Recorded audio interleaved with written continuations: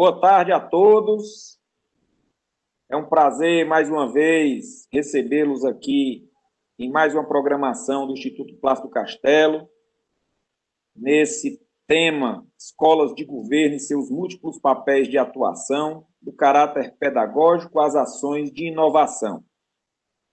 O papel das escolas de governo tem sido relevante, especialmente nesse período em que já estamos ultrapassando, mas que houve a necessidade realmente desse processo de inovação e que será muito bem abordado aqui pelos nossos convidados, pela Crislaine Cavalcante, representando o IRB, que também é do Tribunal de Contas do Paraná, me perdoe, Juarez, coordenador-geral da Rede Estadual de Escola de Governo, com larga experiência também na temática, e tendo como mediadora a diretora executiva do Instituto Plácido Castelo, nossa querida Marilária de Sá Barreto, e que conduz aí ao lado do diretor de ensino, pesquisa,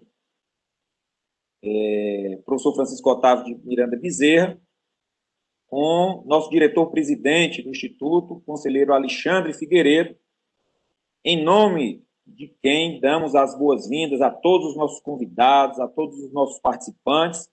Para o IPC, é mais uma grande realização, para o Tribunal de Contas do Estado.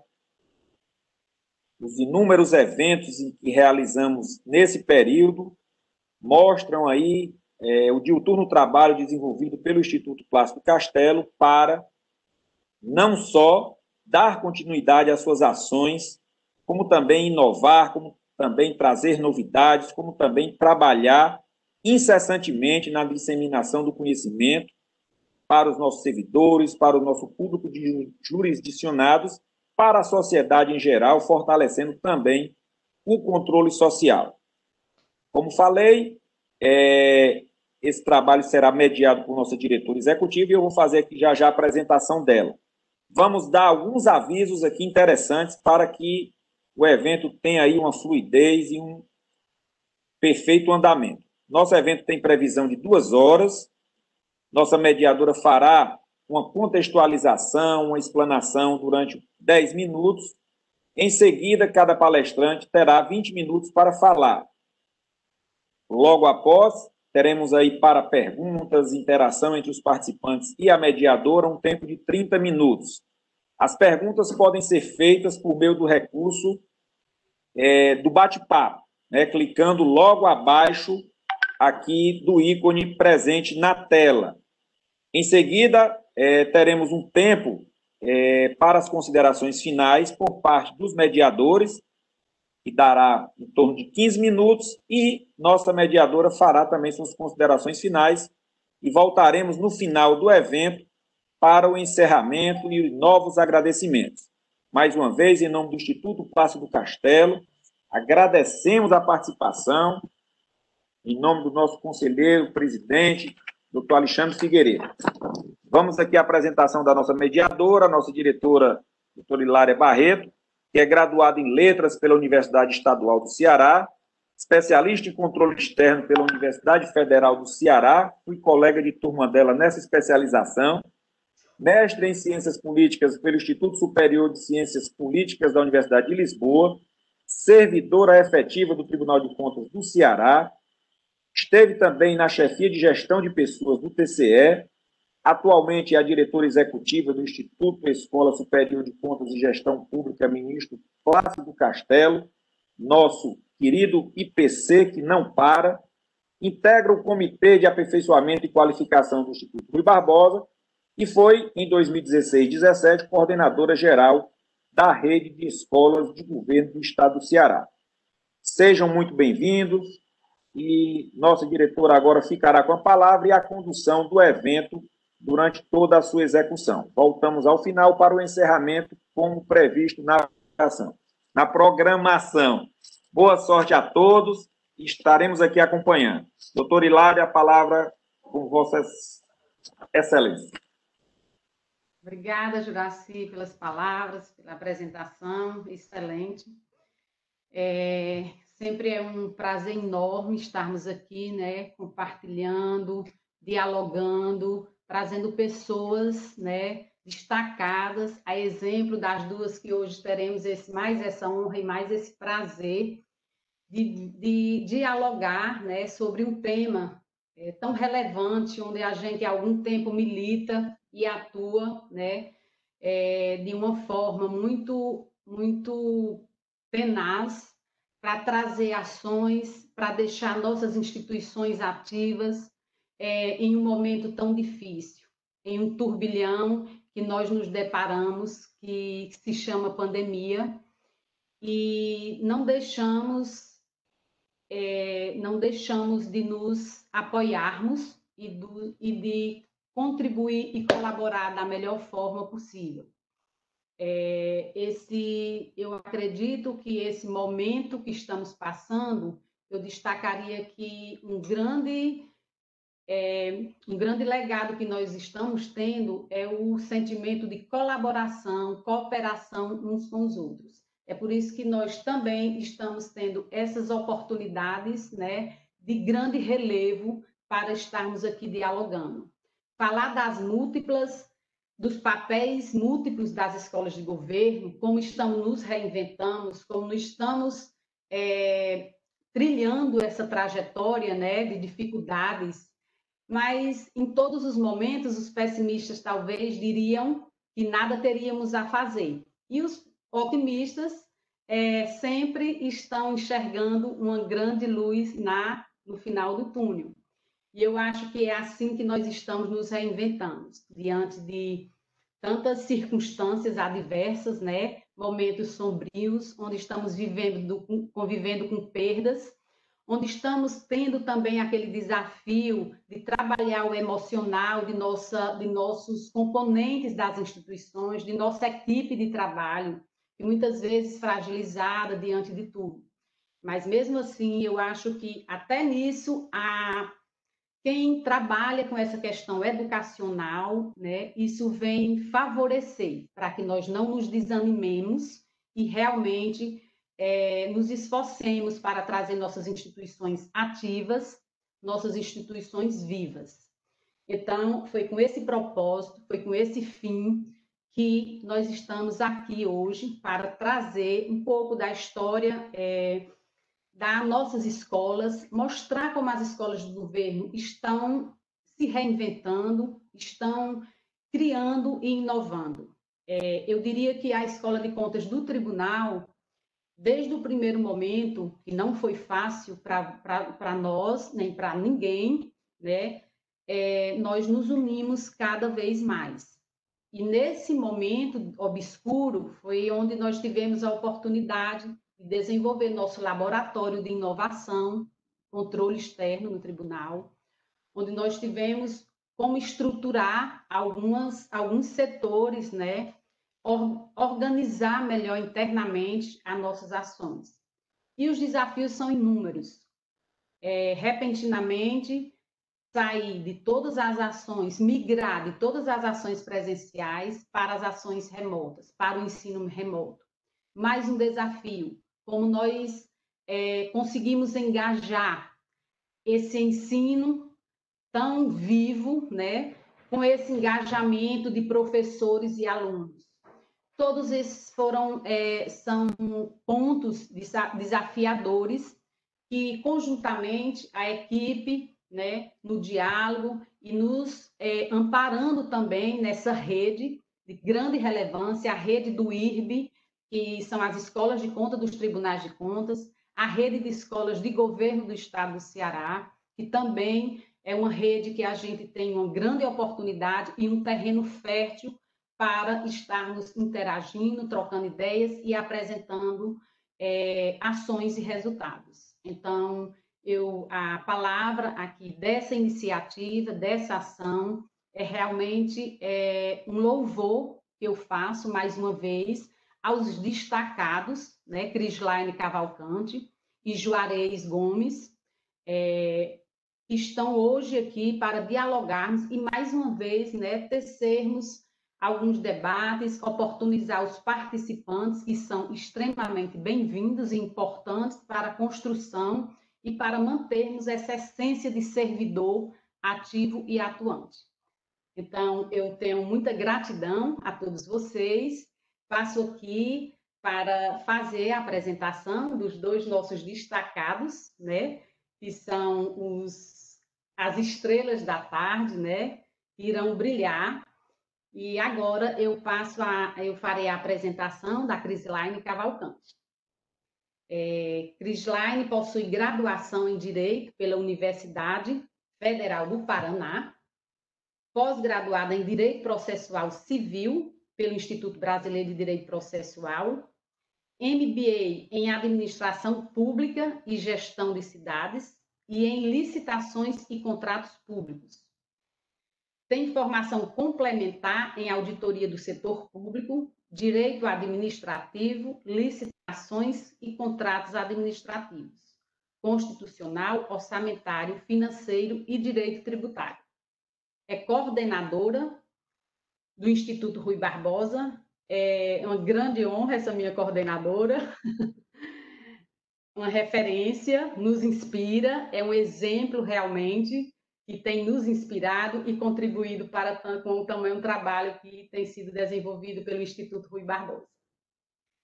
É analista de controle externo na área jurídica do TCE do Paraná, professora do curso de pós-graduação em licitações e contratos da PUC do Paraná e professora da Escola de Gestão Pública do TCE do Paraná. O nosso querido, né, e destacado Juarez, atuante, participativo, sempre com as boas energias e o bom conhecimento também, compartilhando nas escolas e contribuindo com nossa rede de forma incessante. Faz doutorado em Políticas Públicas na Universidade Estadual do Ceará, é mestre em Direito e Gestão de Conflitos pela Universidade de Fortaleza, especialista em Direito Constitucional pela Escola Superior da Magistratura, SMEC, diretor-geral da Academia Estadual de Segurança Pública, AESP, coordenador-geral da Rede Estadual das Escolas de Governo do Ceará. Então, passar a palavra, queria fazer uma referência antes de passar a Crislaine, a nossa equipe da Rede de Escolas de Governo, por quem trago tamanho afeto, tamanho carinho, e por serem pessoas que militam também e com certeza estarão dando prazer de estar participando. Crislaine, a honra é toda nossa de sua participação. Passo a palavra. Obrigada, Hilária. Eu que agradeço o super convite dessa equipe. Deixa eu fazer aqui uma referência a toda a equipe do Ceará, e a gente teve a oportunidade de fazer junto um dos maiores congressos que o IRB já fez, se não o maior em quantidade de inscritos e de participantes, né? E ele não seria possível fazer esse super congresso se a gente não tivesse essa equipe do Ceará animadíssima, que no meio, assim, de todas as dificuldades que todo mundo aqui é da escola, né? Todo mundo sabe que é a dificuldade que é por trás dos bastidores, e a gente não perdeu o bom humor. Então, agradeço demais pela amizade que a gente construiu nesse tempo, agradeço os elogios, mas isso não seria possível, e por isso também quero aproveitar para agradecer aqui o conselheiro Ivan Bonilha, que é o presidente do IRB, que proporciona que a nossa equipe tenha essa autonomia para fazer os trabalhos nas redes. Quero agradecer imensamente ao Rodrigo Damasceno, que era meu inspetor e que me convidou para vir para o IRB, para participar dessa equipe, e deu a confiança para eu assumir essa coordenação. Quero agradecer imensamente toda a equipe do Instituto Rui Barbosa, que está trabalhando remotamente. Vocês não sabem, eu imagino que vocês sabem, porque nesse momento de pandemia parece que as atividades institucionais que mais estão atuantes é a capacitação, né? É a parte de escolas, e aí eu vou falar um pouquinho do que estava acontecendo. Então, se a gente não tivesse essa equipe, não seria possível fazer todo esse trabalho. Bom, deixa eu entrar no tema aqui, porque a ideia é a gente depois debater bastante os desafios, e com a turminha que, infelizmente, eu não consigo ver. Essa é uma grande dificuldade, já que eu vejo da gente fazer esses encontros, é não poder interagir, olhar no olho dos participantes, a gente poder se conhecer, né? Se desse para para ter a câmerazinha aqui do lado de lá também para a gente conhecer todo mundo. Mas, por outro lado, a gente está vendo enormes vantagens de acesso, né? Talvez esses... Vocês confirmam para mim, por gentileza, se vocês estão conseguindo ver, Lara? Joia. Então, vamos lá. Né? O trabalho aqui é falar um pouquinho da rede das escolas de contas e o que as ações que a gente está fazendo nessa pandemia e os desafios aqui no pós-pandemia.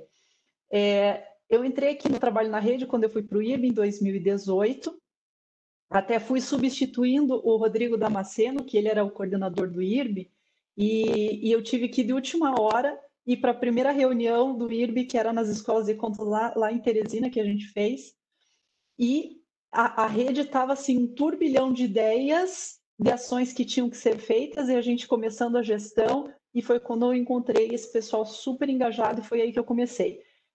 Não participei do processo inicial dessa rede, que já vai fazer 11 anos que essa rede está junta e trabalhando.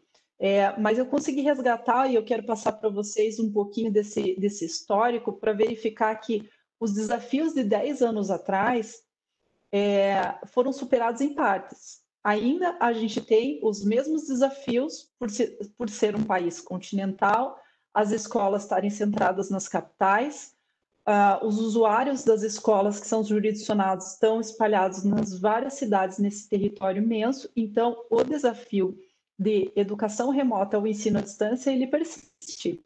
E há 10 anos atrás, a gente não tinha infraestrutura de telecom que hoje existe. Mas agora a gente está vendo outros desafios da pandemia, de ter que se adaptar de forma muito rápida. Então, um pouquinho para quem não conhece do Instituto Rui Barbosa, ele é uma associação dos tribunais de contas que foi criada em 1973. É uma das associações mais antigas que tem aqui das entidades de controle externo. E a ideia inicial do Instituto era justamente buscar trabalhar em rede entre os tribunais para buscar o aperfeiçoamento, e principalmente na capacitação em auditoria. Então, a essência do Instituto Rui Barbosa, desde o seu começo em 73, foi trabalhar capacitação. Hoje a gente tem diversas outras entidades representativas, entidades dos membros dos tribunais, entidades dos auditores, entidades dos procuradores, mas o braço acadêmico desse sistema, com certeza, é o Instituto Rui Barbosa. Depois essa apresentação vai ficar disponível e vocês vão poder entrar aqui no videozinho que explica certinho as 5 áreas do IRB, de políticas públicas, auditoria, o trabalho que a gente faz na tradução das normas internacionais de auditoria, o trabalho em políticas públicas, os indicadores, e assim por diante. Mas vamos falar da educação corporativa ou do pessoal de capacitação. Quando veio a Lei de Responsabilidade Fiscal lá atrás, quase 20 anos, a gente recebeu um recurso do Banco Interamericano de Desenvolvimento por meio do Ministério do Planejamento e Orçamento, para a gente criar um programa de modernização do controle externo, já que os tribunais de contas estavam ampliando suas competências para verificar a gestão fiscal. E o papel deles seria fundamental e importante em relação a isso. A FGV, na época, tinha feito um diagnóstico sobre a situação dos tribunais de contas e mapeado a necessidade de um trabalho conjunto de modernização. E assim foi feito. Esse Promoex, então, ele passou a ter 2 componentes, 2 frentes de trabalho. Um trabalho nacional, aqui nesse componente nacional, para tentar criar vínculos entre os tribunais de contas e, com isso, fazer um trabalho compartilhado, uma gestão de rede. E tinha também os componentes locais, que olhavam a própria gestão de cada tribunal em si. Dentro dos componentes locais, tinha uma meta que era só de gestão de pessoas, e dentro dela tinha um indicador que era a quantidade de capacitação de servidores. No primeiro momento, o papel dos tribunais de contas das escolas era de capacitar seus próprios servidores, tá? E por meio deste componente nacional foram criados diversas redes ou grupos de trabalho para debater a melhoria dos componentes locais. Desses 14 grupos temáticos que foram criados, tinha um específico que tratava da educação corporativa. Era o Grupo Temático de Educação Corporativa, o GEC. Foi criado lá em 2006, junto com um programa. Aqui na apresentação, depois vocês podem ter esse levantamento. Foi feito um estudo sobre os resultados desse PromoEx, foi publicado na Revista de Administração da Universidade Federal do Rio de Janeiro, e com ele vocês têm bastante dados sobre como o PromoEx teve um impacto fundamental, né, realmente no aperfeiçoamento de todo o sistema de controle externo.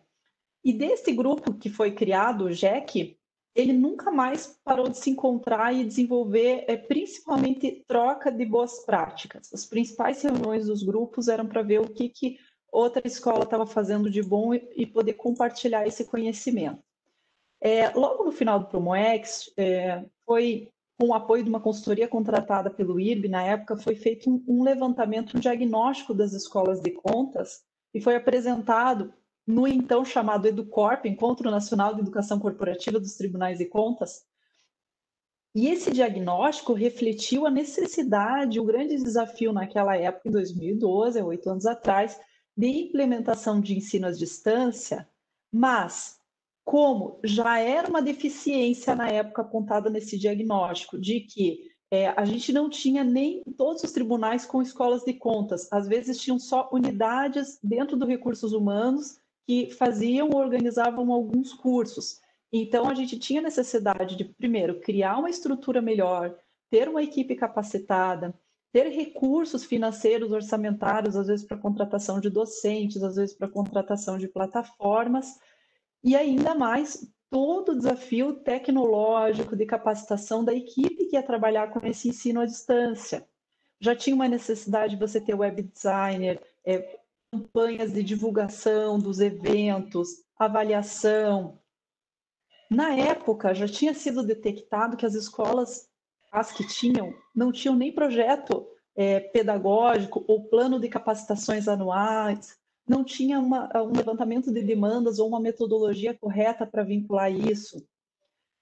E se apontava também a grande dificuldade de você formar docentes na própria escola, já que a mão de obra era compartilhada, né? O pessoal estava na área fim fiscalizando e às vezes você precisava formar seu jurisdicionado e você tinha que dividir ou pedir ou insistir, não tinha liberação das chefias para que esses servidores viessem a fazer esses cursos. Fora o grande problema de infraestrutura do Brasil ainda, de acesso à internet, satélite, que persistia. Esse material aqui, deixei aqui na apresentação disponível, se vocês quiserem visualizar e baixar também, conta uma fotografia das escolas de contas em 2012. Passados todos esses anos, qual que é o contexto que a gente estava, né? Em 2018, então, lá em Teresina, quando eu entrei, persistia a implementação de ensino à distância, ainda era um problema o fato da gente conseguir levantar, saber os docentes. Aí na área para capacitação de servidores era pior ainda, porque a auditoria do setor público, somente quem faz são os tribunais de contas. Você não tem universidades para formar auditores. Ou quem é de fora, auditorias privadas, elas têm até uma carga de teoria geral de auditoria, mas a do setor público ela é muito específica. Então, a gente não sabia, e esse era um problema, onde buscar docentes, como que a gente capacitar, como que a gente faz para conseguir um padrão internacional, baseado em normas internacionais de auditoria. Será que a gente ia tentar conseguir? As contratações eram caríssimas. As pessoas, então, as escolas precisavam de um programa de formação, a gente precisava criar um banco de talentos com nome de professores que pudessem ser compartilhados entre as várias escolas, e a gente queria, na época, criar um local onde todos os servidores entrassem no mesmo site e pudessem ter acesso e saber o curso que existia em cada escola no Brasil todo. Então, a gente saiu lá de Teresina com algumas ações ali, de criar um portal de cursos ou capacitações, de criar um banco de talentos, de pensar num programa de formação do auditor de controle externo. Fizemos o EduContas aí em Fortaleza, junto com o Congresso Internacional, focado nestas temáticas educacionais. Em 2019, a gente já aprovou nosso programa de formação, em maio, acho que foi de 2019, e fizemos esse 10º EduContas já com uma outra necessidade das escolas de contas, que era, olha, se a gente ainda persiste, a falta de estrutura, a falta de equipe, nós precisamos dar um enfoque da importância das escolas de contas para o papel, para a função pedagógica que os tribunais exercem, com os jurisdicionados e com o controle social. E de forma inédita, ao invés de usar o Encontro Nacional para capacitar sobre estratégias educacionais ou sobre a parte de pedagogia e desenvolver esse lado técnico, a gente fez um evento político-social, em que a gente conseguiu tentar demonstrar para os presidentes de tribunais de contas a importância das escolas e para a sociedade da função pedagógica. Foi assim, eu acho que um evento divisor de águas. A gente teve palestra até no Parque Ibirapuera, a Hilária depois pode comentar isso. Então, todo mundo da sociedade, vamos fazer uma caminhada juntos, vamos falar da importância do controle, vamos chamar os jornalistas para mostrar que os tribunais de contas auxiliam no aperfeiçoamento da gestão pública. Só para vocês terem aqui uma ideia do quão abrangente foi essa estratégia do contexto pré-pandemia, a gente criou no hall, foi lá no TCM São Paulo, e o prédio deles é lindo, aquele prédio, tem uma arquitetura maravilhosa. Eles têm um hall aberto, naquele hall aberto, assim, foram colocadas essas placas de vidro, e a gente divulgou várias boas práticas. Então, tinha cartaz de escola do Brasil todo divulgando o que elas faziam.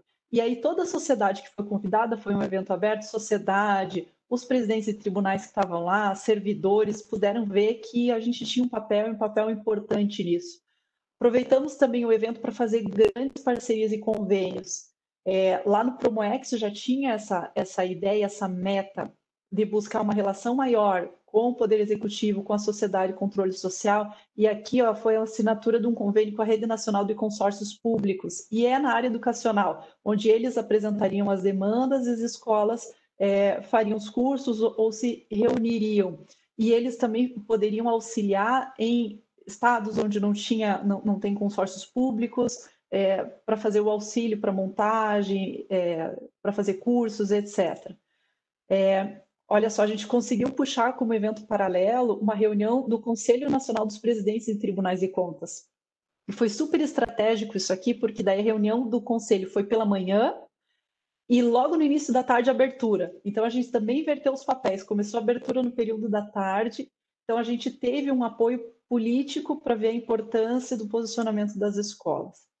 Esse foi um outro acordo que a gente fez nesse dia com a London School of Economics. Foi um acordo de mão dupla, assim, né? Porque eles têm um braço aqui no Brasil, na FESP São Paulo, num MBA específico de parcerias público-privada, que é um tema assim, dificílimo. Tem pouco pessoal capacitado no Brasil para lidar com essa área, tanto para fazer projetos quanto para fiscalizar. Então, é uma demanda. O IRB, já no diagnóstico das ações do IRB, a gente verificou no final do ano passado os servidores pedindo demandas de capacitação nessa área, e esse acordo veio para a gente conseguir fazer isso. E eles, por isso aí, eles deram vários módulos gratuitos para os servidores dos tribunais e descontos para o MBA. E no momento de pandemia, esse pessoal foi incrível, fizeram até oficina com a gente de como montar webinários, que eu vou falar um pouquinho mais para frente também, então foi reflexo desse evento. Desse evento, só para vocês entenderem o cenário que a rede estava encaminhando, era da gente reconhecer e consolidar o trabalho da gestão. Essa foi a carta de São Paulo, do 10º EduContas, e o foco era a gente ampliar e mostrar para a sociedade a importância das escolas de contas e da função pedagógica que os tribunais têm. Da gente buscar usar os dados e tecnologias, e aqui é um olhar assim, que não é somente o curso em EAD que a gente tem que usar. Então, o que mais de dados possuímos para capacitar? Ou podemos fazer? Como podemos ouvir melhor a sociedade para desenvolver isso? Além das competências profissionais que a gente estava falando de normas de auditoria, como que a gente desenvolve competências comportamentais, que era um ponto e ainda persiste sobre isso? Como que as escolas podem contribuir para o controle social? Esse foi o recado do 10º EduContas. Logo depois desse 10º EduContas, em setembro, a Associação Internacional das Entidades Fiscalizadoras Superiores, a Intosai, realizou o seu congresso. Nele também teve uma declaração de Moscou exatamente nesse sentido, que as entidades fiscalizadoras superiores devem partir para um caminho de avaliação de políticas públicas, elas devem usar a tecnologia nos seus trabalhos para facilitar, devem buscar trazer valores à sociedade. Nesse congresso foi aprovado um documento importantíssimo para nós, de um comitê que estava desenvolvendo as competências profissionais do auditor do setor público. Que a gente construiu o nosso programa de formação de auditor do setor público baseado nas normas internacionais, só que nós extraímos competências dessas normas, porque não tinha nenhum documento para isso. E quando surgiu, a gente já ficou de anteninha, opa, nós vamos ter que atualizar esse nosso documento para convergir com essas normas internacionais, e demonstrou tudo isso, que o nosso trabalho ele estava atualizadíssimo. A gente estava seguindo e estava realmente acompanhando o que o mundo estava fazendo. Aqui um resuminho, então, das ações desde 2018 e 2019, tá? O portal dos cursos saiu, o banco de talentos saiu, o programa. Se vocês entrarem lá no site do IRB, na aba Ensino, vocês vão achar o portal de cursos chamado IRB Conhecimento. E ele está separado, a gente conseguiu organizar todas as ações e capacitações das escolas de contas num ambiente só. Essa migração das capacitações está sendo feita de forma gradativa. E a gente teve, durante a pandemia, veja só como é que são as coisas, né? Como a gente estava muito ativo, a gente recebeu o convite da Estratégia Nacional de Combate à Corrupção. Eles tinham uma ação 10 para 2020, que era tentar construir uma plataforma que agregasse tudo que tivesse de disponível de capacitação online gratuita para administração pública, para gestores ou para observadores sociais ou controle social. E eles estavam desesperados porque, primeiro, eles não sabiam nem por onde começar a fazer esse levantamento. E depois não sabiam nem a plataforma, como que eles poderiam. Bateram lá na porta do GovBR, que lançaram agora uma plataforma do governo federal, onde tem todos os serviços do governo federal num lugar só. E eles falaram, olha, mas esse não é muito objetivo, né? Apesar da Estratégia Nacional de Combate à Corrupção ser algo que envolve mais de 90 instituições de todas as esferas, eles não conseguiram no governo federal isso. E quando souberam das ações da rede, das escolas de contas, não só a gente já não tinha uma planilha com todas as capacitações presenciais, eventos realizados, educação à distância, tinha lá na planilha quase 2.000 cursos de 2018 até, na época, fevereiro de 2020. Aí a gente só entregou a planilhazinha, nós já temos isso. E nós já temos a plataforma, é uma plataforma simples, basiquinha, que num primeiro momento o pessoal, cada uma escola recebeu um login e senha, entra lá e coloca o link do seu curso e vincula com matemática, coisa bem simples. Cada curso é colocado lá em menos de 2 minutinhos. Aí o que eles fizeram, o pessoal da ENCLA? Não, vamos levar lá para o nosso conselho e vamos ver se eles aprovam para que essa plataforma seja da ENCLA também. E a gente sai convidando todas as instituições que tem para colocar seus cursos aqui. E foi aprovado. E hoje, então, a gente tem, se vocês entrarem lá, dá para fazer um filtro por instituição. Recentemente entrou a Corregedoria Estadual de Minas Gerais, o Ministério Público do Trabalho, e nesse momento eu já deixo o convite aberto para todas as escolas aí da rede. Já faço em nome do professor Juarez aqui, o pessoal que está assistindo, só entrar em contato com a gente, que a gente já manda o termo de adesão, vê uma forma de alimentação automática, e vai ter o lançamento desse portal em setembro, e a ENCLA já está criando um grupo para fazer uma estratégia de comunicação desse portal. Vai ser o maior portal que congrega cursos da área de gestão pública do Brasil. E a ideia é que, assim, as sugestões que deram, né? Ao mesmo dia, todas as entidades fazem um evento, uma publicação desse portal, colocam um link nos seus sites, e é uma ação que começou lá em 2018 com essa rede das escolas de contas. Outra coisa que nós temos a carência de docentes, né? Seja internos pela dificuldade de compartilhar o pessoal que está na área fim, e seja quando a gente precisa estar implantando um processo novo, por exemplo, algum tribunal que está criando agora, Minas Gerais criou o Núcleo de Avaliação de Políticas Públicas, mas o Rio Grande do Sul já faz isso. E onde está esse banco de dados de docentes de avaliação de políticas públicas que possam ir lá em Minas Gerais e compartilhar? Não tinha isso. E às vezes o pessoal despendia muito dinheiro para contratar gente de fora. Então a gente conseguiu criar uma plataformazinha. Também foi muito teste. Começou com uma planilha Excel, aí todo mundo preenchendo a planilha Excel compartilhada. De repente a gente criou uma rede social em que cada um ia lá. Aí a gente foi aprimorando até conseguir saber que dados tinha que ter, qual que é a forma de comunicação com esse profissional, como que a gente organiza para não dar conflito com os normativos de remuneração. E ainda estamos na fase de validação, de melhoria dessa plataforma, e depois a gente vai ter que entrar com tudo para todo mundo fazer uma campanha de colocar todos os seus docentes que tem, a gente realmente fazer um banco. Mas se vocês entrarem lá, está ficando bem bonitinho. O nosso programa de formação, que está bem legal, a gente conseguiu destrinchar as competências, aí a gente começou a debater esse ano em fazer a convergência para as competências internacionais. Nesse meio termo, no meio da pandemia, o TCU convidou a nossa rede para participar do grupo de trabalho para criar um mapa de competências nacional da área de auditoria.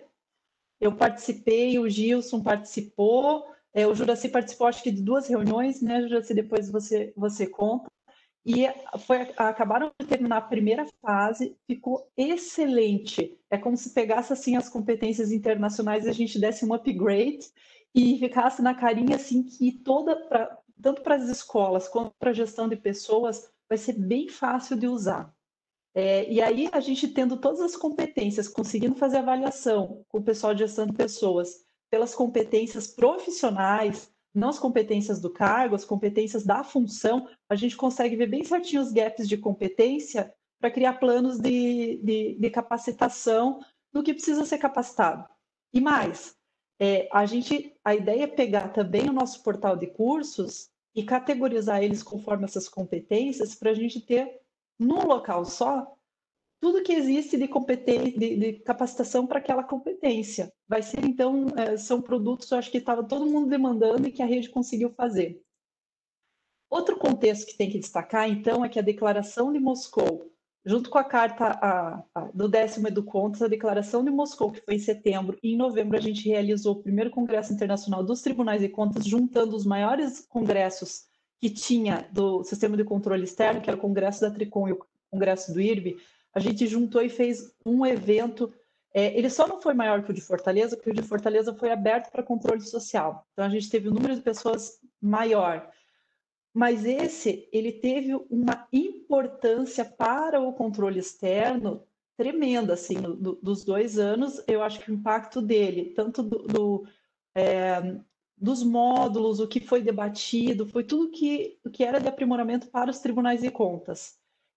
E a gente juntou tudo isso para ver, começou em 2020, vendo o que a escola tinha que se adaptar nesse contexto todo. Então, era assim que a gente estava. E com base nisso, a gente vai fazer a primeira reunião do ano no dia 3 de abril. Esse aqui é o ofíciozinho que foi enviado para todo mundo. E a nossa pauta era exatamente isso, melhorar os nossos produtos, fazer a convergência do programa de formação para as competências internacionais da Intosai, verificar uma ferramenta nova que o TCU estava desenvolvendo de desenvolvimento de competências, que é diferente de avaliação, de avaliação de competências, é diferente de toda aquela parte para progressão na carreira, era algo que fizesse sentido para os servidores e que fizesse com que eles tivessem motivação para conseguir se autoaperfeiçoar. E a gente estava focando nisso, né? Que vinculava essas trajetórias profissionais, vincula o programa de formação e vincula as competências.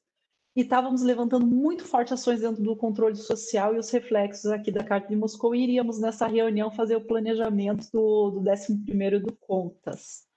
O que aconteceu? Foi enviado o ofício, estava tudo certo, muita gente com passagem comprada para Goiânia, processo de viagem, tudo encaminhado, e começou aquele pipocar que eles cancelam aqui, cancelam um evento aqui, de repente um tribunal fechou as portas, falou aqui, todo mundo trabalha remoto, ninguém está lá.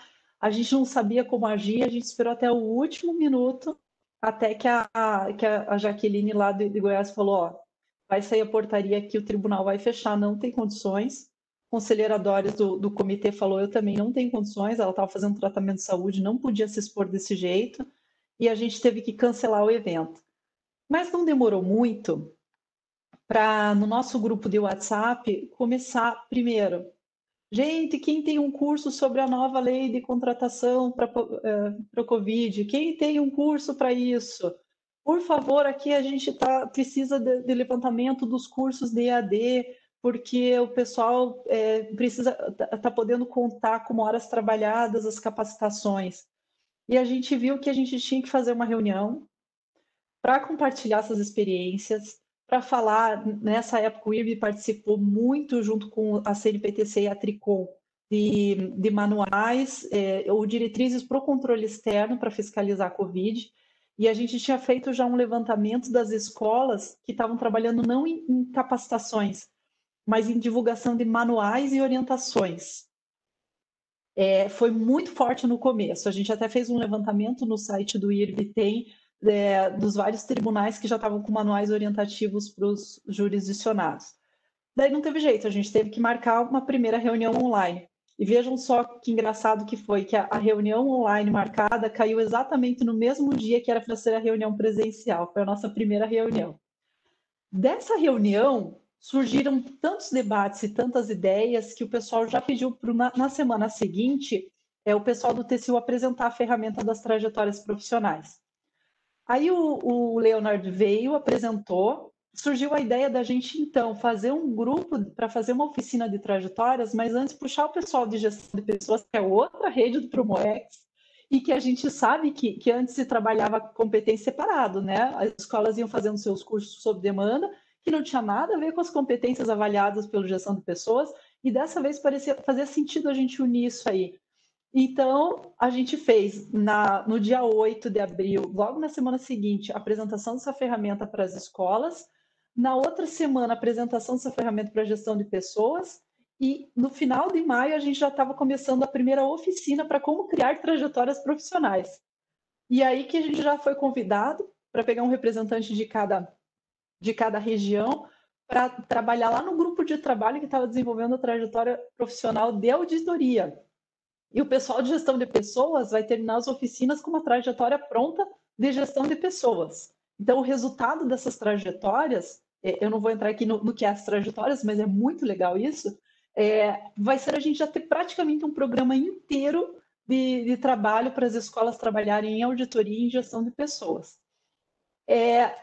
Logo que a gente terminou essa apresentação de trajetórias aqui em abril, o IRB tinha feito com aquele parceiro lá do MBA de PPPs da London School, a gente também teve que cancelar um evento com eles, que seria a contrapartida deles do acordo de dar uma palestra sobre isso, e a gente resolveu fazer aquele evento online. Então, a gente passou por toda a fase de como montar um webinário, como fazer, e aquele evento, assim, foi uma coisa que a gente nem imaginava, porque a nossa média dos eventos, assim, pequenos das redes, eram 200 pessoas, no máximo 300, quando a gente achava auditórios bons, e, de repente, num único evento, a gente estava com 500 pessoas acompanhando, relatando e tal, e o pessoal lá do MBA de PPPs, eles tinham transformado o curso de MBAs no que eles chamaram de War Room. Era uma ideia super legal, porque eles chamaram esse pessoal, os estudantes, e começaram a debater como se fosse uma sala de guerra. Qual que é o futuro ali dos contratos de PPPs, o que se espera com o impacto deles na pandemia, e eles fizeram uma sequência, foi super legal a estratégia. Daí o que a gente fez? Convidou eles, tendo em vista a nossa parceria, convoco vocês para vir falar com as escolas de contas e como é que vocês montam um webinário. E a gente fez, então, a oficina de como montar, foi uma tarde inteira de trocas, perguntas, desde a organização, o que precisa, tamanho de equipe, plataformas, comparação de plataformas. Nisso, a Hilário, o pessoal do TCE São Paulo, TCM São Paulo, que eram os poucos tribunais que já tinham essa experiência, também partilharam suas experiências. Desta reunião surgiu também com o Willans, lá do TCE de Pernambuco, uma oportunidade para a gente fazer uma oficina sobre metodologias inovativas com a Andréa Filatro, e a gente já marcou com ela. Vocês vão ver, foi super legal, abriu a cabeça assim de um jeito, né? Que uma coisa é educação à distância, concurso, formação. Outra coisa, quando você pensa na educação corporativa, e ela trabalha muito com empresas, às vezes as nossas diretrizes e princípios não precisa ser só curso. A gente pode ter N estratégias para capacitar, desde micro capacitações até o uso de dados, o uso de inteligência artificial, roteiros prontos no meio de sistemas de auditoria, por exemplo. Esse abriu a cabeça, foi bem interessante. E no meio disso tudo ainda, aconteceu um fato bem interessante. Então, a gente estava pensando, vamos melhorar o nosso programa de formação do auditor, precisamos fazer a convergência para as competências internacionais. TCU nos chamou para pensar num plano, num mapeamento nacional de competências de auditoria. Aí o TCU recebe o convite para participar da força-tarefa da Intosai para criar uma norma profissional que trate daquelas competências e caminhos para o desenvolvimento das competências. Então, vai virar norma, que era só um documento, vai virar norma. E o TCU não ia participar disso, porque não era estratégia deles. Daí a Flávia, nossa integrante aqui da rede, super engajada, foi lá e falou, não, a rede está trabalhando com isso, deixa a rede participar, nem que a gente só faça o meio termo, a rede dá sugestões. Gente, pela primeira vez, assim, eu nunca soube de uma oportunidade em que TCs estaduais e municipais pudessem participar de uma entidade de fiscalização superior a esse nível. E a gente já auxiliou o TCU em duas oportunidades. Eles tiveram uma reunião e uma análise do documento. A gente reuniu a rede, pegou, orientou. Então, assim, está tudo casadinho, né? Como nós estamos aqui olhando também o que o mundo está olhando, a gente consegue trabalhar em rede, ter diretrizes corretas para isso. Só para vocês darem uma olhadinha aqui, ó, as atas das nossas reuniões aqui das várias, tudo registrado para a gente não perder também. A palestrinha das metodologias, a oficina que a gente fez online das trajetórias profissionais. E por isso, assim, a rede está mais ativa do que nunca. E eu posso dizer, assim, que se não fosse a pandemia, talvez a gente não tivesse condições, porque ainda nós estaríamos com a cabeça de fazer eventos presenciais, que demandariam diárias, processos de viagem, numa época em que já estava com a parte fiscal apertada dos tribunais e eles já estavam negando viagens para muitos servidores, a gente já estava percebendo isso nos nossos eventos. Então, se por um lado a gente perdeu esse contato ou eventos muito longos, né, que a gente pudesse aprofundar 1 ou 2 dias de evento aprofundando o tema, a pandemia nos trouxe a possibilidade de nos encontrar mais vezes, de ser mais dinâmico e da gente estar trabalhando diversas frentes. Então, assim, eu posso dizer que nós do IRB estamos trabalhando mais do que nunca, porque parece que todos os tribunais precisaram das entidades representativas nesse momento para a gente compartilhar boas práticas, dar diretrizes, para a gente conseguir construir algo novo. Na semana passada, inclusive, a gente reuniu o comitê, porque a Tricom ela faz um trabalho maravilhoso de marco de medição de qualidade dos tribunais de contas, e a cada 2 anos eles vão lá nos tribunais, fazem visita entre os pares, né? Um tribunal visita o outro, e para avaliar a qualidade de várias áreas. E as escolas são avaliadas também. E a gente reuniu o comitê para fazer uma análise dos critérios que eles usam e poder dar sugestões, né? Engraçado que um dos pontos que a gente começou a trabalhar lá quando debatia os critérios do MMDTC eles falam assim, ter plano de capacitação e que nele contemple as formas de avaliação. Já era difícil antes a gente fazer a avaliação. Você imagine agora, em que quase todo mundo migrou para fazer webinários. Então, como é que você avalia se o aluno ou as centenas de pessoas que estão assistindo ou as milhares de pessoas que depois do evento estão assistindo no YouTube, como que você avalia se você foi positivo ou não, se teve impacto ou não? E a gente começou a pensar assim, qual que vai ser o nosso desafio daqui para frente? Então, que escola que a gente vai querer? Que modelo de escolas a gente vai querer? E que modelo de escolas a gente quer ser avaliado? Então, assim, se a Tricom for lá avaliar por uma escola que faz curso presencial, avaliação, e se eu tiver uma avaliação boa, ok, mas e agora? Será que a gente vai voltar? Ou será que a gente tem um novo mundo para explorar, para atingir mais pessoas? E como que a gente vai avaliar isso? Além disso, calhou da gente fazer uma atualização do diagnóstico lá de 2012 e a gente verificou, ainda não publicamos esse material, está em fase de fazer o relatório final, mas assim, persiste ainda a fragilidade estrutural e agora a fragilidade tecnológica ainda. Quem já tinha problema de falta de sala, falta de estúdio de gravação, agora, se não tinha nenhuma plataforma para EAD, será que está tendo hoje essa estrutura tecnológica com uma equipe de TI que ajude a fazer a transmissão, que ajude a fazer o webinário? E se você não tem recurso, como fazer isso? A falta de equipe capacitada nisso aí, isso ainda persiste. Ainda tem escolas que não tinham projeto político-pedagógico e faziam muito trabalho sob demanda. Precisamos de um curso da Lei Complementar 173 que saiu agora. Aí sai todo mundo igual um louco para fazer o curso da Lei Complementar. E o pessoal das escolas sabe bem como é que é isso. Ainda há dificuldade se a gente for fazer capacitação para a gente ter um corpo de instrutores, aquele cara que você possa contar, que o chefe vai liberar para poder falar com o jurisdicionado, que está sempre atualizado, que não vai falar nada divergente do que o tribunal pleno falou. Em 2020, metade das escolas ainda não tinham tecnologias para EAD. E bem isso a gente percebeu. Quem não tinha, parou. Quem tinha, dobrou o trabalho. Porque você já estava com o curso EAD, você já começou a fazer webinário, você começou a fazer live, colocava lá no EAD. Então, assim, quem estava para trás agora teve que avançar. A gente ficou tão feliz, eu acho que a Hilária vai ver, o pessoal do Amapá foi um que eles não têm EAD. E eles mal tinham projeto pedagógico, tinha estrutura, estavam começando. Quando parou tudo, eles usaram a rede para pegar a lista de cursos disponíveis, porque eles tinham aprovado que a capacitação ia contar como hora trabalhada. Isso já foi um baita trabalho da rede. Quando foi semana passada, repassada, eles lançaram o primeiro webinário deles. A gente ficou extremamente feliz, porque mostra que a rede ajudou a impulsionar um tribunal que estava precisando do apoio para mostrar a importância das escolas. E aí, fora que a motivação que dá na equipe de ver que está fazendo o resultado, né? Que seu trabalho faz sentido para o todo.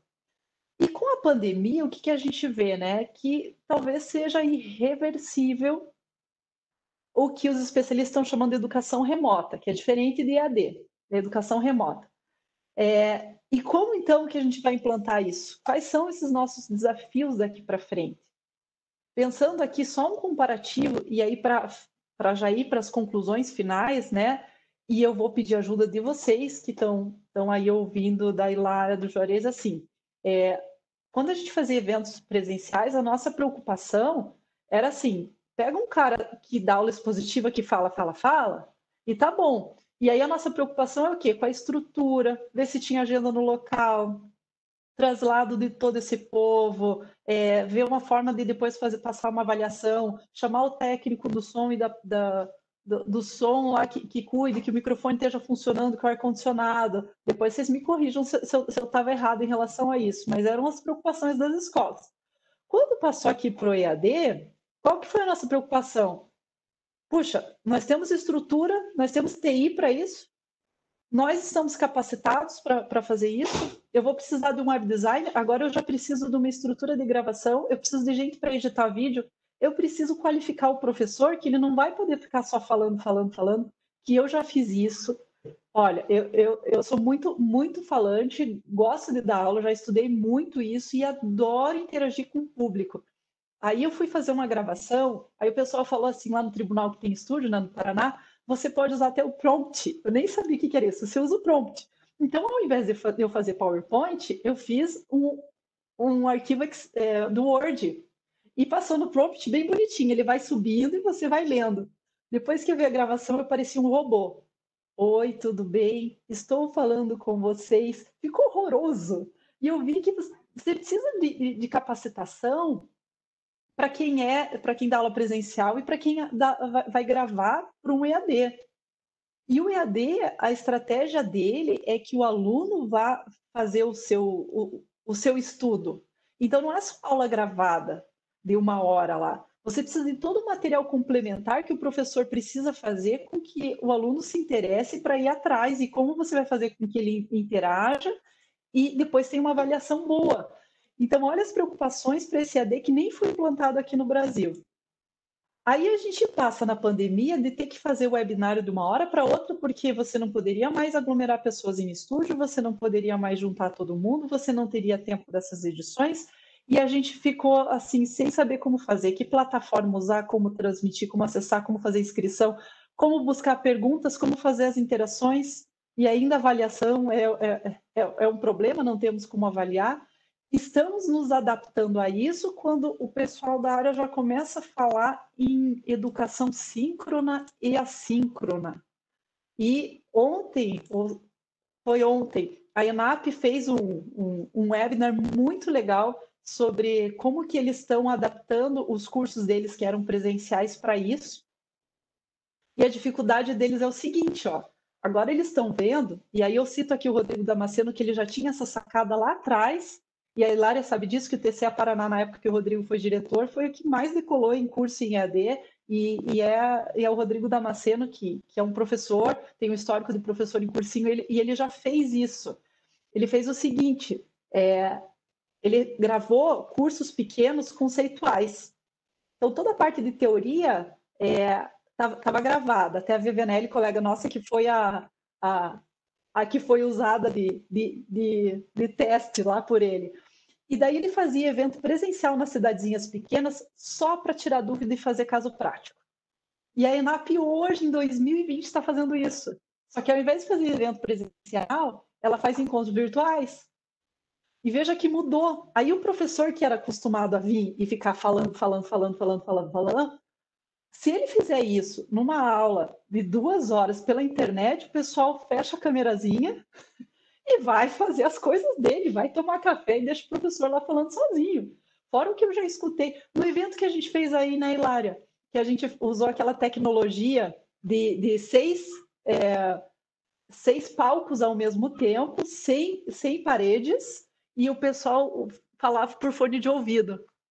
O que eu escutei de palestrante falando, estou me sentindo uma louca, parece que eu não estou falando com ninguém. E quando a gente faz esses cursos aqui, pela internet, às vezes todo mundo fecha a câmera, é igual. Então o professor ele precisa saber, escuta, para a aula expositiva agora. Agora a gente tem que se reaprender. Então qual é o desafio das escolas? Nós vamos ter que capacitar professores, ferramentas online, oficinas online. A gente tem que pensar em metodologia de trabalhar o conteúdo para ficar dinâmico, senão nós vamos perder. E como avaliar isso? Então veja que a gente não tinha se adaptado nem lá atrás no EAD, tem o webinar, ele já atropelou para o tal da síncrona e assíncrona, e como a gente vai fazer isso? E aí eu encerro perguntando para todos vocês, então, e quero saber qual que é o modelo, então, que a gente vai adotar no pós-pandemia, considerando tudo isso. Gente, desculpa, eu não controlei meu tempo, eu fui só vendo que a Hilária fazia assim, então ela deixou eu falar. Quero agradecer e vamos para as perguntas. Cris, excelente a explanação, muito bom. Realmente eu estava sinalizando porque são informações, né, e uma retrospectiva muito importante para nós nos vermos cada vez, né, como estamos trilhando, como estamos andando, o que fica para trás e o que se constrói mais para frente.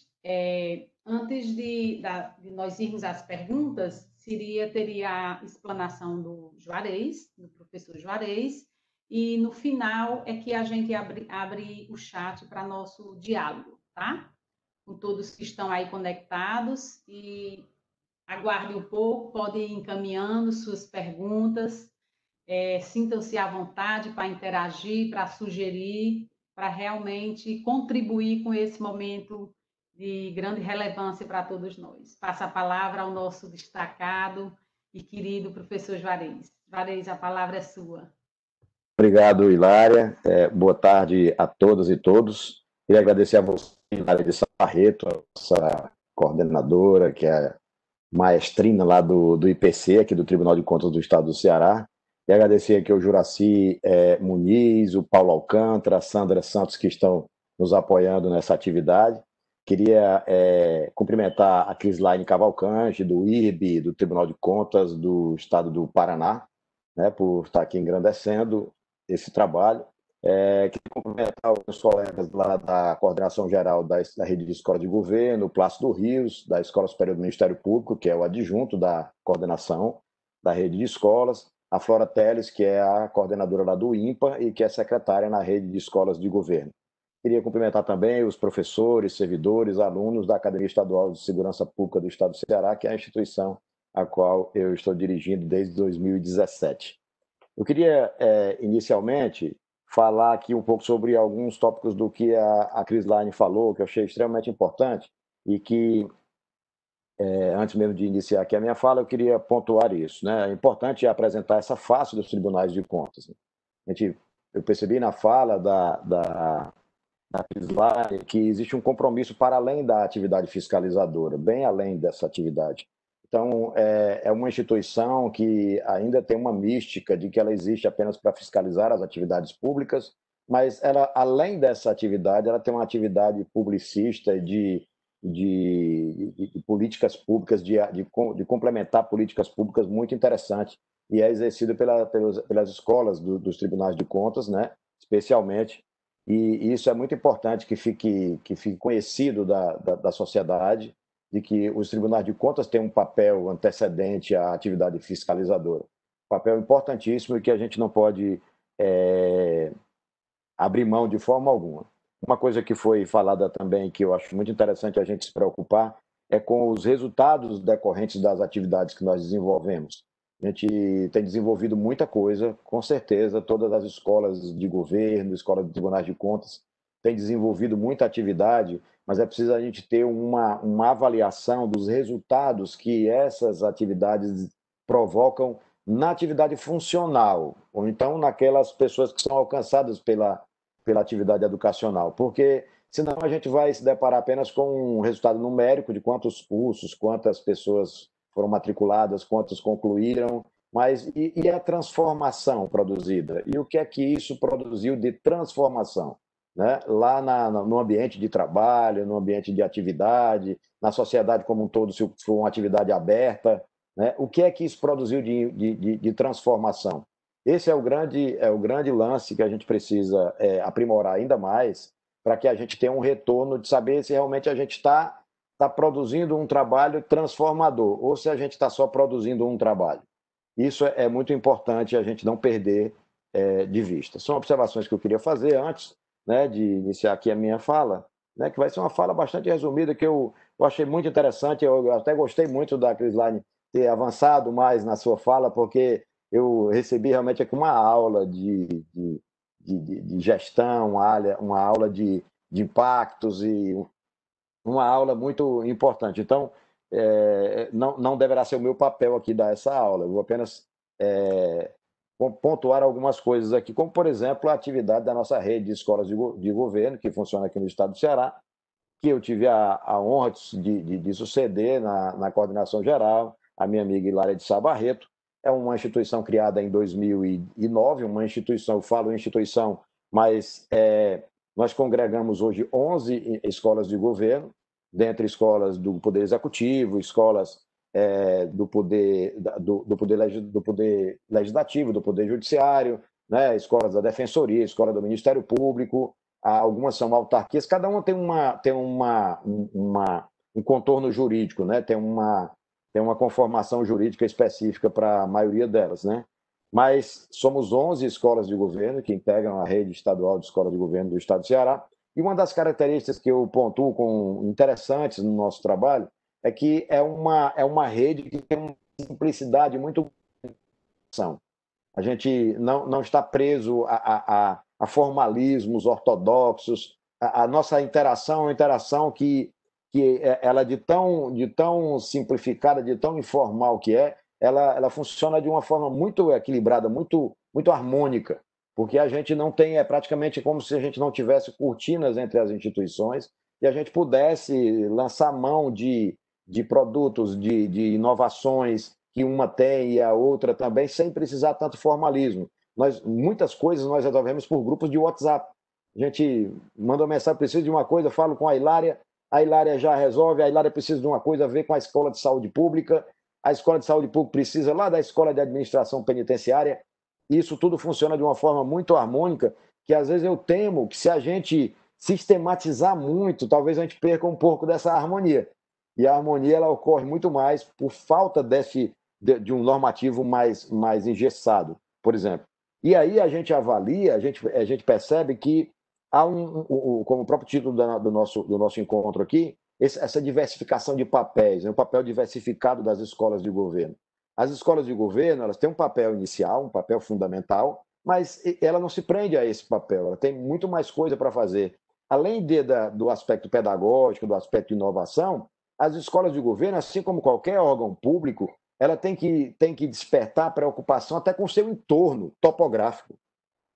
Até o entorno topográfico de um órgão público, e sobretudo quando nós estamos falando de escolas, ela tem uma relação, digamos, por exemplo, a nossa academia, ela tá inserida num bairro aqui de Fortaleza, e ao lado dela tem uma comunidade.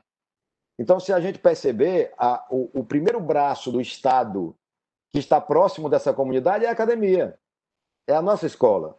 Então, se disser assim, qual é o primeiro órgão público que eu vou encontrar saindo de casa? É a academia. A academia tem papel relevante no que diz respeito à rotina diária dessas pessoas naquela comunidade? Diretamente não, mas ela pode servir como um agente reverberador das dificuldades. A gente pode ir para lá fazer uma pesquisa acadêmica sobre uma determinada situação, sobre a falta de creche, por exemplo, a dificuldade que se tem em saneamento básico, alguma coisa dessa natureza, e a academia reverberar essa necessidade dessas pessoas, e aí, nesse momento, a academia está cumprindo um papel que vai além da sua atividade pedagógica. Né? O órgão público está... Isso vale para uma escola, vale para um órgão público, vale para o prédio do Tribunal de Contas, vale para qualquer órgão. Mas quando nós falamos de escola, espera-se muito mais de uma escola. Espera-se muito mais de uma escola do que simplesmente a oferta de cursos, de aulas dessa natureza. As pessoas esperam que a escola ela tenha olhares mais atentos para diversas outras coisas. Né? Então, a gente precisa incorporar essa ideia para que a gente consiga avançar ainda mais na oferta que a gente se propõe dentro dessas escolas. E aí, quando você fala desse aspecto pedagógico, né, de um dos papéis das escolas, o papel pedagógico, uma abordagem com alcance social. A gente não pode se voltar só para atividade funcional. Ela é para atividade funcional, mas ela tem que irradiar alcance social para tudo isso. E quando a gente se aproxima muito mais uns dos outros, quando a gente celebra convênios interinstitucionais, isso ganha um alcance muito maior, porque aí você pode lançar mão de algumas ferramentas que você não tem ao seu dispor, mas um outro órgão, uma outra instituição tem, e aí no seu trabalho pedagógico você pode fazer isso. O Instituto Plácido Castelo tem diversas atuações com outras instituições. A nossa Academia Estadual de Segurança Pública, eu vou falar mais ao final rapidamente sobre ela, né? A nossa academia tem convênios com o Ministério Público, tem convênios com o Tribunal de Justiça, né? Tem convênios com outros organismos, com o Comitê Internacional da Cruz Vermelha, para a gente alcançar algumas outras atividades que a gente não tem como fazer isso sozinho. Ou então servir de suporte para essas instituições que elas não têm como realizar a atividade que nós podemos fazer. Então, esses convênios são muito interessantes para ampliar ainda mais o alcance pedagógico. Na inovação, a gente pode falar, por exemplo, das tecnologias compartilhadas. Né? Hoje em dia, a gente tem muita coisa que uma instituição está desenvolvendo e a gente está socializando umas com as outras. Então, isso é muito comum na nossa rede de escolas de governo aqui do estado do Ceará, a gente fazer isso. Por exemplo, lá na nossa academia, a gente desenvolve um sistema, por exemplo, e esse sistema é importante lá para o IPC, a gente vai ceder esse sistema para o IPC. O IPC desenvolve uma plataforma que é interessante para alguma atividade lá da Escola de Saúde Pública, por exemplo. A Escola de Saúde Pública vai poder contar com essa ferramenta, por exemplo. Então, essas tecnologias compartilhadas, né, que se aceleram ainda mais hoje em tempos de pandemia, elas são um retrato dessa inovação pelo menos no aspecto tecnológico, né, para ser mais breve aqui no tempo que eu tenho para falar. Então, isso são atuações importantes das escolas de governo. E aí, falando especificamente de uma das escolas de governo, né, a escola de governo que eu estou dirigindo, que é a Academia Estadual de Segurança Pública, os companheiros aqui do Estado do Ceará, que estão aqui conosco no Webex, eles conhecem essa atividade, mas a Crislane, por exemplo, e os nossos os espectadores pelo YouTube, talvez não conheçam, alguns não conheçam, mas nós temos uma escola de governo aqui, que é a Academia Estadual de Segurança Pública, né, que é uma instituição que tem autonomia administrativa e financeira, ela é vinculada à Secretaria de Segurança Pública, tem uma estrutura física razoável, muito bem estruturada, estamos em 60 mil metros quadrados, 36 salas de aula, laboratórios de informática, parque esportivo, auditórios. Então, tem uma estrutura que é socializada com as outras escolas de governo, quando há necessidade, né? Nos tempos de atividades presenciais, a gente, vez por outra, está recebendo alguns, e a disponibilização do espaço, não há burocracia para isso, é uma conversa rápida entre os diretores, e a gente já socializa esses ambientes. A estrutura funcional da academia, nós temos a coordenadoria de ensino, que tem as suas células de formação profissional, de educação continuada, de práticas educacionais, que aí vem educação física, tiro, operações, né? Temos uma célula de ensino à distância, que cuida das plataformas em EAD, e temos uma célula de pós-graduação, que tem um núcleo de pesquisa e extensão dentro da nossa escola. Tem uma prefeitura que gerencia toda essa estrutura física, né, o nosso pessoal. E aí, trazendo o tema da inovação para essa escola, especificamente que eu estou me referindo, a gente, não só na parte tecnológica, mas, por exemplo, nós tivemos uma inovação que iniciou no ano passado, né, e que está se seguindo adiante, que ela está surtindo um impacto, né, um resultado. Por exemplo, nós temos como nós formamos o pessoal da segurança pública, da Polícia Militar, do Corpo de Bombeiros, da Polícia Civil e da Perícia Forense, tanto na educação inicial, nos concursos que são estabelecidos pelo Estado, quanto na educação continuada e até nos cursos de ascensão. Nós tínhamos 2 cursos que eram feitos para profissionais da segurança pública, para os militares, que era o curso de aperfeiçoamento de oficiais, o antigo CAO, e o curso superior de segurança pública. Eram 2 cursos voltados especificamente para os militares. O que nós fizemos no ano passado? Nós extinguimos esses 2 cursos e criamos 2 cursos que tinham um alcance muito dentro da estrutura do Estado do Ceará. Criamos 2 cursos de especialização, uma em gestão de segurança pública e outro de altos estudos de segurança pública. Isso foi uma inovação pedagógica que causou um impacto muito grande, porque a gente tirou o curso desses oficiais de uma visão militar, muito mais militar, voltada exclusivamente para a sua atividade, e abriu para eles horizontes de gestão muito mais abrangentes. Então, nós temos esses alunos hoje, oficiais da PM e do Corpo de Bombeiros, eles receberam colegas da Polícia Civil, colegas da Perícia Forense, então é uma sala bem misturada, vamos dizer assim, né? Com esses servidores de todas essas instituições, e a visão que eles têm hoje é uma visão gerencial. E aí você diz, o que você está impactando nisso? Está impactando que esse oficial, esse delegado, ele vai chegar agora na sua atividade administrativa com muito mais consciência da estrutura administrativa, da avaliação de contas, como é que o Tribunal de Contas trabalha, como é que os órgãos do Estado trabalham. Então, é como se eu estivesse plantando uma atividade funcional desses servidores lá nas suas corporações, que vai diminuir as demandas do Tribunal de Contas, por exemplo. Porque agora ele é um conhecedor dessas atividades. E antes, a visão era muito mais voltada para a atividade policial, especificamente, e ele não era revelado para ele essas atividades. Então, eu considero isso como sendo uma inovação de ponto de vista acadêmico. E aí a gente, para esse retorno no momento oportuno para voltar para as atividades, nós temos lá um plano de ação de prevenção e combate ao coronavírus, né, que é para quando a gente receber os alunos presencialmente. Porque esses cursos de pós-graduação estão acontecendo nessa educação que você falou agora, aí a Crislane falou e me veio aqui, quando é a interação online e quando é pós-momento, né, a nossa interação é online. Então, os alunos assistem aula como nós estamos aqui conversando. O professor está dando aula e a sala está toda lá. Então, as interações são em tempo real. Nós estamos com os cursos de pós-graduação funcionando assim. Mas nós vamos receber o pessoal do curso de formação de oficiais, que é uma etapa de concurso. Então, eu não posso realizar essa atividade com eles de forma remota, com eles nos seus ambientes domésticos, porque eu não tenho como garantir que todos eles têm acesso à internet, aonde quer que estejam. Então, eu poderia provocar aí uma ofensa ao princípio da isonomia. Então, o que é que nós estamos esperando? Quando houver a liberação do Estado para que nós tenhamos atividades presenciais, os alunos voltarão para a sala de aula, seguindo esse protocolo que foi todo elaborado na academia, seguindo todos os padrões de sanitários, para que eles voltem para a sala de aula quando isso for liberado pelo governo do Estado.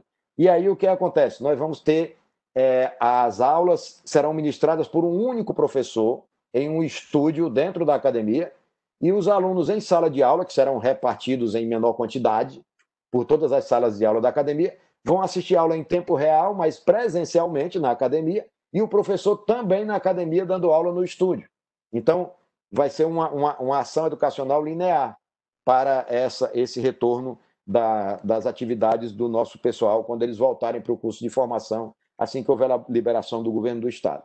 E aí, só para finalizar, porque eu sei que a gente tem algumas perguntas para responder aí, principalmente a Crislaine, eu tenho certeza, a resposta que você fez uma pergunta no final, né, sobre que educação nós vamos encontrar após pandemia, eu imagino que, inicialmente, a gente vai adotar talvez um modelo híbrido, né, em que a gente vai ter atividades presenciais guardadas às reservas, né, dos planos de segurança sanitária, né, e também vamos manter essa atividade remota, e certamente ela vai se aperfeiçoar ainda mais, né? Ao longo dos dias ela vai se aperfeiçoar ainda mais. Eu não imagino que ela vá substituir a atividade presencial, acredito que isso não vai acontecer, mas eu acredito que ela vai ocupar um grande espaço.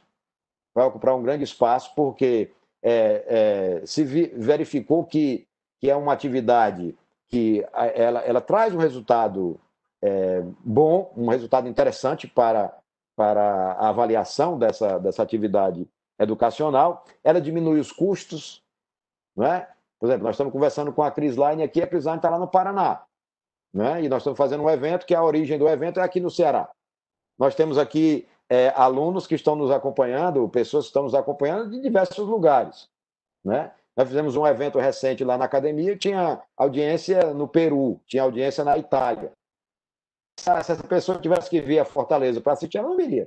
Ela está assistindo lá no Peru, está lá na Itália. Tivemos aqui uns 8 a 10 estados que estavam acompanhando a atividade. As pessoas estavam lá no conforto do seu lar, né, atividades noturnas, e aí atentas, perguntando, interagindo e tudo mais. Então, espera-se, imagina-se, né, e espera-se que o efeito dessa atividade seja um efeito que produz realmente resultados, com menor custo. Então, eu acho pouco provável, não é nem pouco provável, eu tenho absoluta certeza que a gente não vai mais retroagir.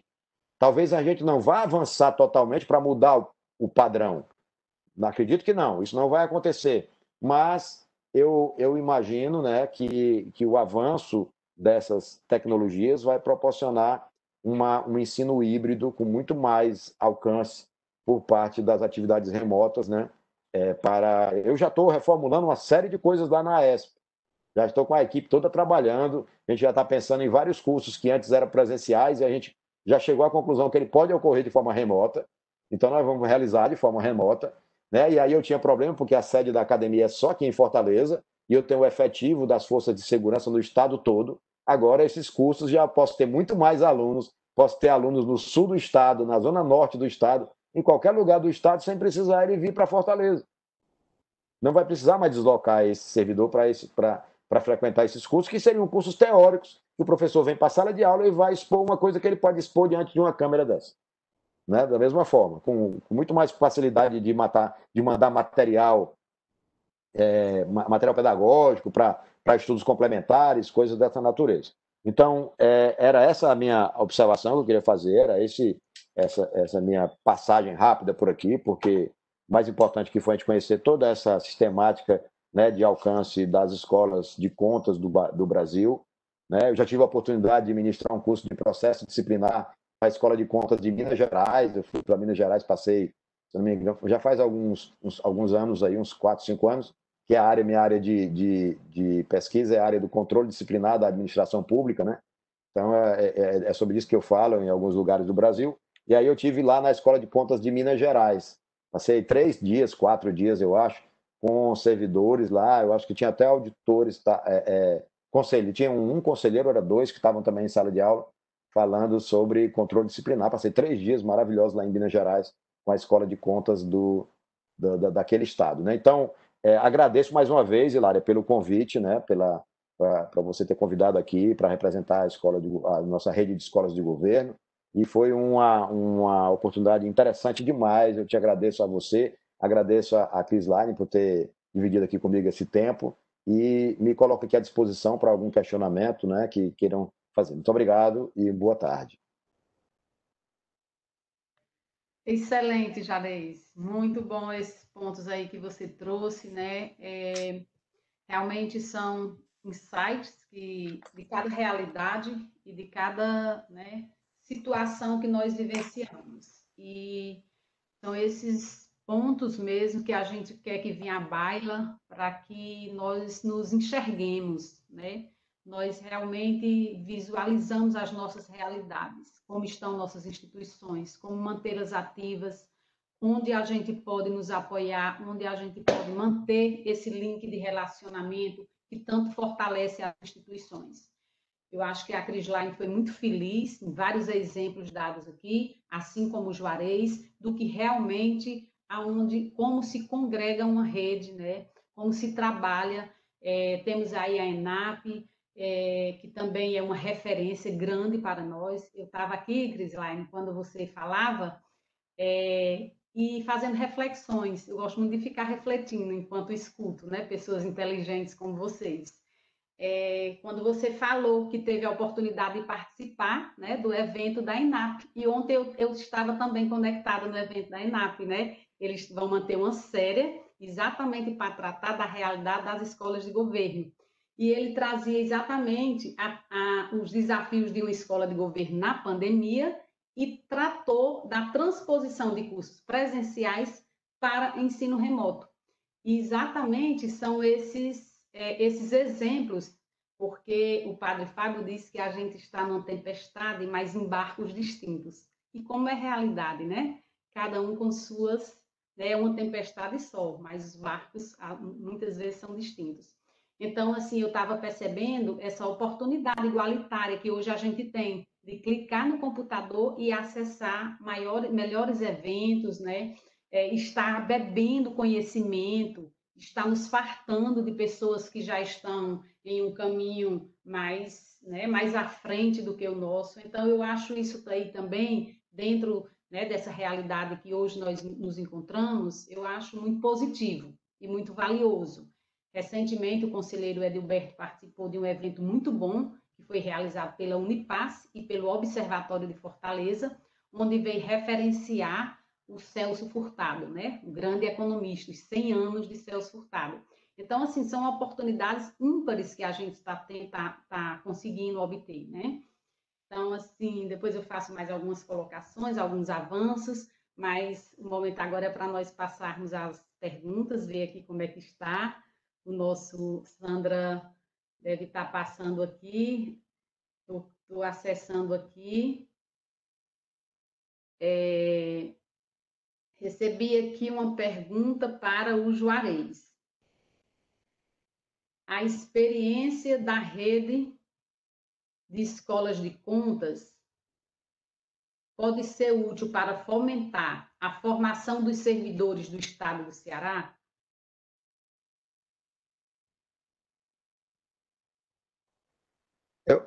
Eu acho que a pergunta é para mim mesmo, a rede de escola de contas. A experiência é para você. Ele pergunta assim, Juarez, a experiência da rede de escolas de contas pode ser útil para fomentar a formação dos servidores do Estado do Ceará? Eu acredito que dentro da explanação da Cris, né? Entendi. A experiência que foram passadas aqui pela Cris Line, né, com relação à rede de escola de contas, ela é extremamente importante. Inclusive, algumas coisas eu já anotei aqui, ao final do nosso evento, eu vou ter uma conversa mais apurada com a Crislaine, até para alcançar alguns sucessos, né, que eu já percebi aqui, que é para a gente trazer isso para o ambiente das escolas de governo do Ceará, as escolas de governo do Ceará, e trazer isso para ver como é que a gente pode implementar, né, conversando com os diretores das escolas, né, com os coordenadores das escolas de governo do Ceará, mostrando essas experiências da rede de escolas de contas da União, dos estados, né, do DF, para que a gente implemente aqui. Claro que as experiências são extremamente importantes, né?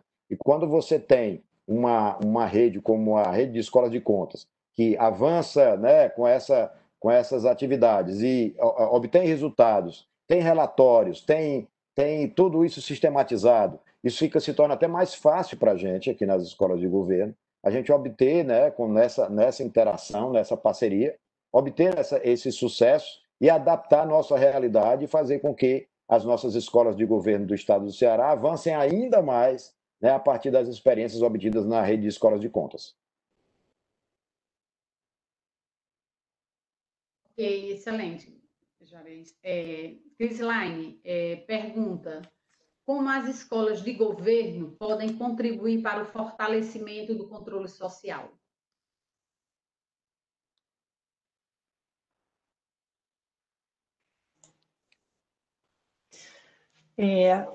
Bom, eu não tenho experiência para entender o alcance das escolas de governo, mas, assim, quando eu fiscalizava e era professora direto da parte municipal, a gente via que metade dos municípios do Paraná, eles têm menos de 5 mil habitantes, e eles não tinham escolas de governo. Quem tinha eram municípios maiores ou o poder legislativo. Então, a atribuição vinha toda para o tribunal. Nesta visão, que é o que eu posso falar da experiência que eu tenho, né, as escolas de governo desses municípios, se elas fossem implementadas, elas poderiam fazer um trabalho direto com os conselhos municipais que a legislação obriga a ter. Conselho do Estatuto da Criança e do Adolescente, Conselho de Educação, os Conselhos da Saúde, esses conselhos que muitas vezes são até normativos de assistência social, tem, para ensinar esses conselheiros, que geralmente são pessoas de municípios que não entendem nada de administração pública, não entendem nada de gestão. Lá no caso do Tribunal do Paraná, o Conselho de Saúde tinha que aprovar as contas lá do gestor da saúde. Aí, até uma vez, a gente atendeu um senhorzinho que chegou aqui e falou assim: vem o cara da prefeitura, mostra aqueles coisas assim, ele não sabia nem o que era slide, né? Mostra lá tudo bonitinho e fala que tá certo. Eu acho que tá certo. E ele assinava. O que a gente debateu lá em São Paulo foi exatamente isso, né? O controle social tem que entender como funciona a administração e quais os caminhos que ele tem para entender os números, a transparência, fomentar ali os sites, os dados da transparência para ele.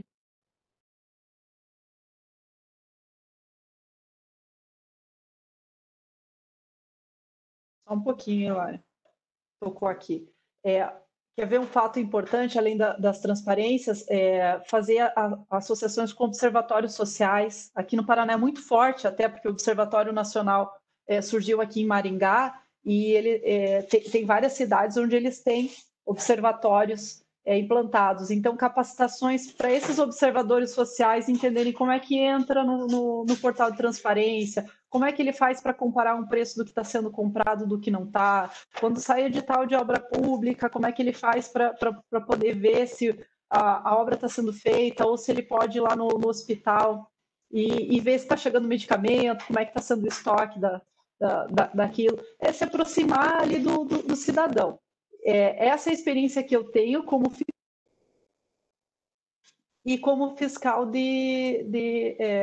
como professora de escola de gestão. Mas eu não entendo a realidade aí da rede.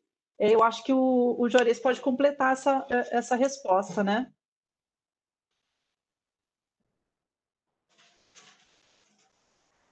Juarez, quer acrescentar algo aí a mais? A pergunta era sobre o que é que a escola poder fazer para o fortalecimento do controle social. O fortalecimento das escolas de governo para o controle social se dá na qualificação dos servidores, principalmente, na qualificação dos servidores, e na possibilidade de avançar para além dos servidores, na qualificação, no repasse de informações para a sociedade como um todo, né? Com campanhas educativas, com campanhas de esclarecimento, para que as pessoas tenham conhecimento, por exemplo, daquilo que o Tribunal de Contas faz, daquilo que a Escola de Saúde faz, para que as pessoas tenham conhecimento e tenham como acompanhar essa atividade e saber o que é que elas esperam e o que é que elas querem dessas escolas, o que é que elas querem desses organismos públicos, né? Então, eu acho que quando a gente começa a exteriorizar a atividade, começa a mostrar como é a atividade, não só das escolas, mas das instituições que nós representamos, como, por exemplo, a minha academia lá, a Academia Estadual de Segurança Pública, falar sobre a atividade da segurança pública, da Polícia Militar, do Corpo de Bombeiros, da perícia, da Polícia Civil. Quando a gente começa a falar das instituições, exterioriza isso, a gente revela para a sociedade que aquele equipamento se propõe a tal atividade. E, a partir daí, abrir canais de controle, por exemplo, das pessoas poderem se manifestar perante essas instituições, né, cobrando algumas atividades, cobrando posicionamentos, cobrando atitudes por parte dos gestores dessas instituições. Então, esse papel das escolas de governo pode ser um papel revelador para a sociedade dos seus direitos, do que é que ela espera de entrega do órgão público, de entrega daquelas instituições. Então, eu acho que isso era importante. Quando nós começarmos a sair mais do nosso ambiente de capacitação exclusivamente dos servidores, né? E também pudermos alcançar, além dos muros das nossas instituições, pudermos alcançar mais adiante, a gente vai poder revelar para essa sociedade o que é que ela pode esperar da gente, esperar dos órgãos públicos. Então, acho que é mais ou menos por aí a minha ideia de como é que as escolas de governo podem ajudar no controle social. Nós temos aqui mais uma pergunta, né? Eu acho que é o nosso querido Alisson, né? Um grande colaborador lá da nossa equipe de trabalho. Pela pergunta que eu já estou vendo a carinha dele. Sabemos que hoje as escolas de governo exercem com maestria, bem mais do que preconiza o artigo 39 da Constituição Federal, de 88.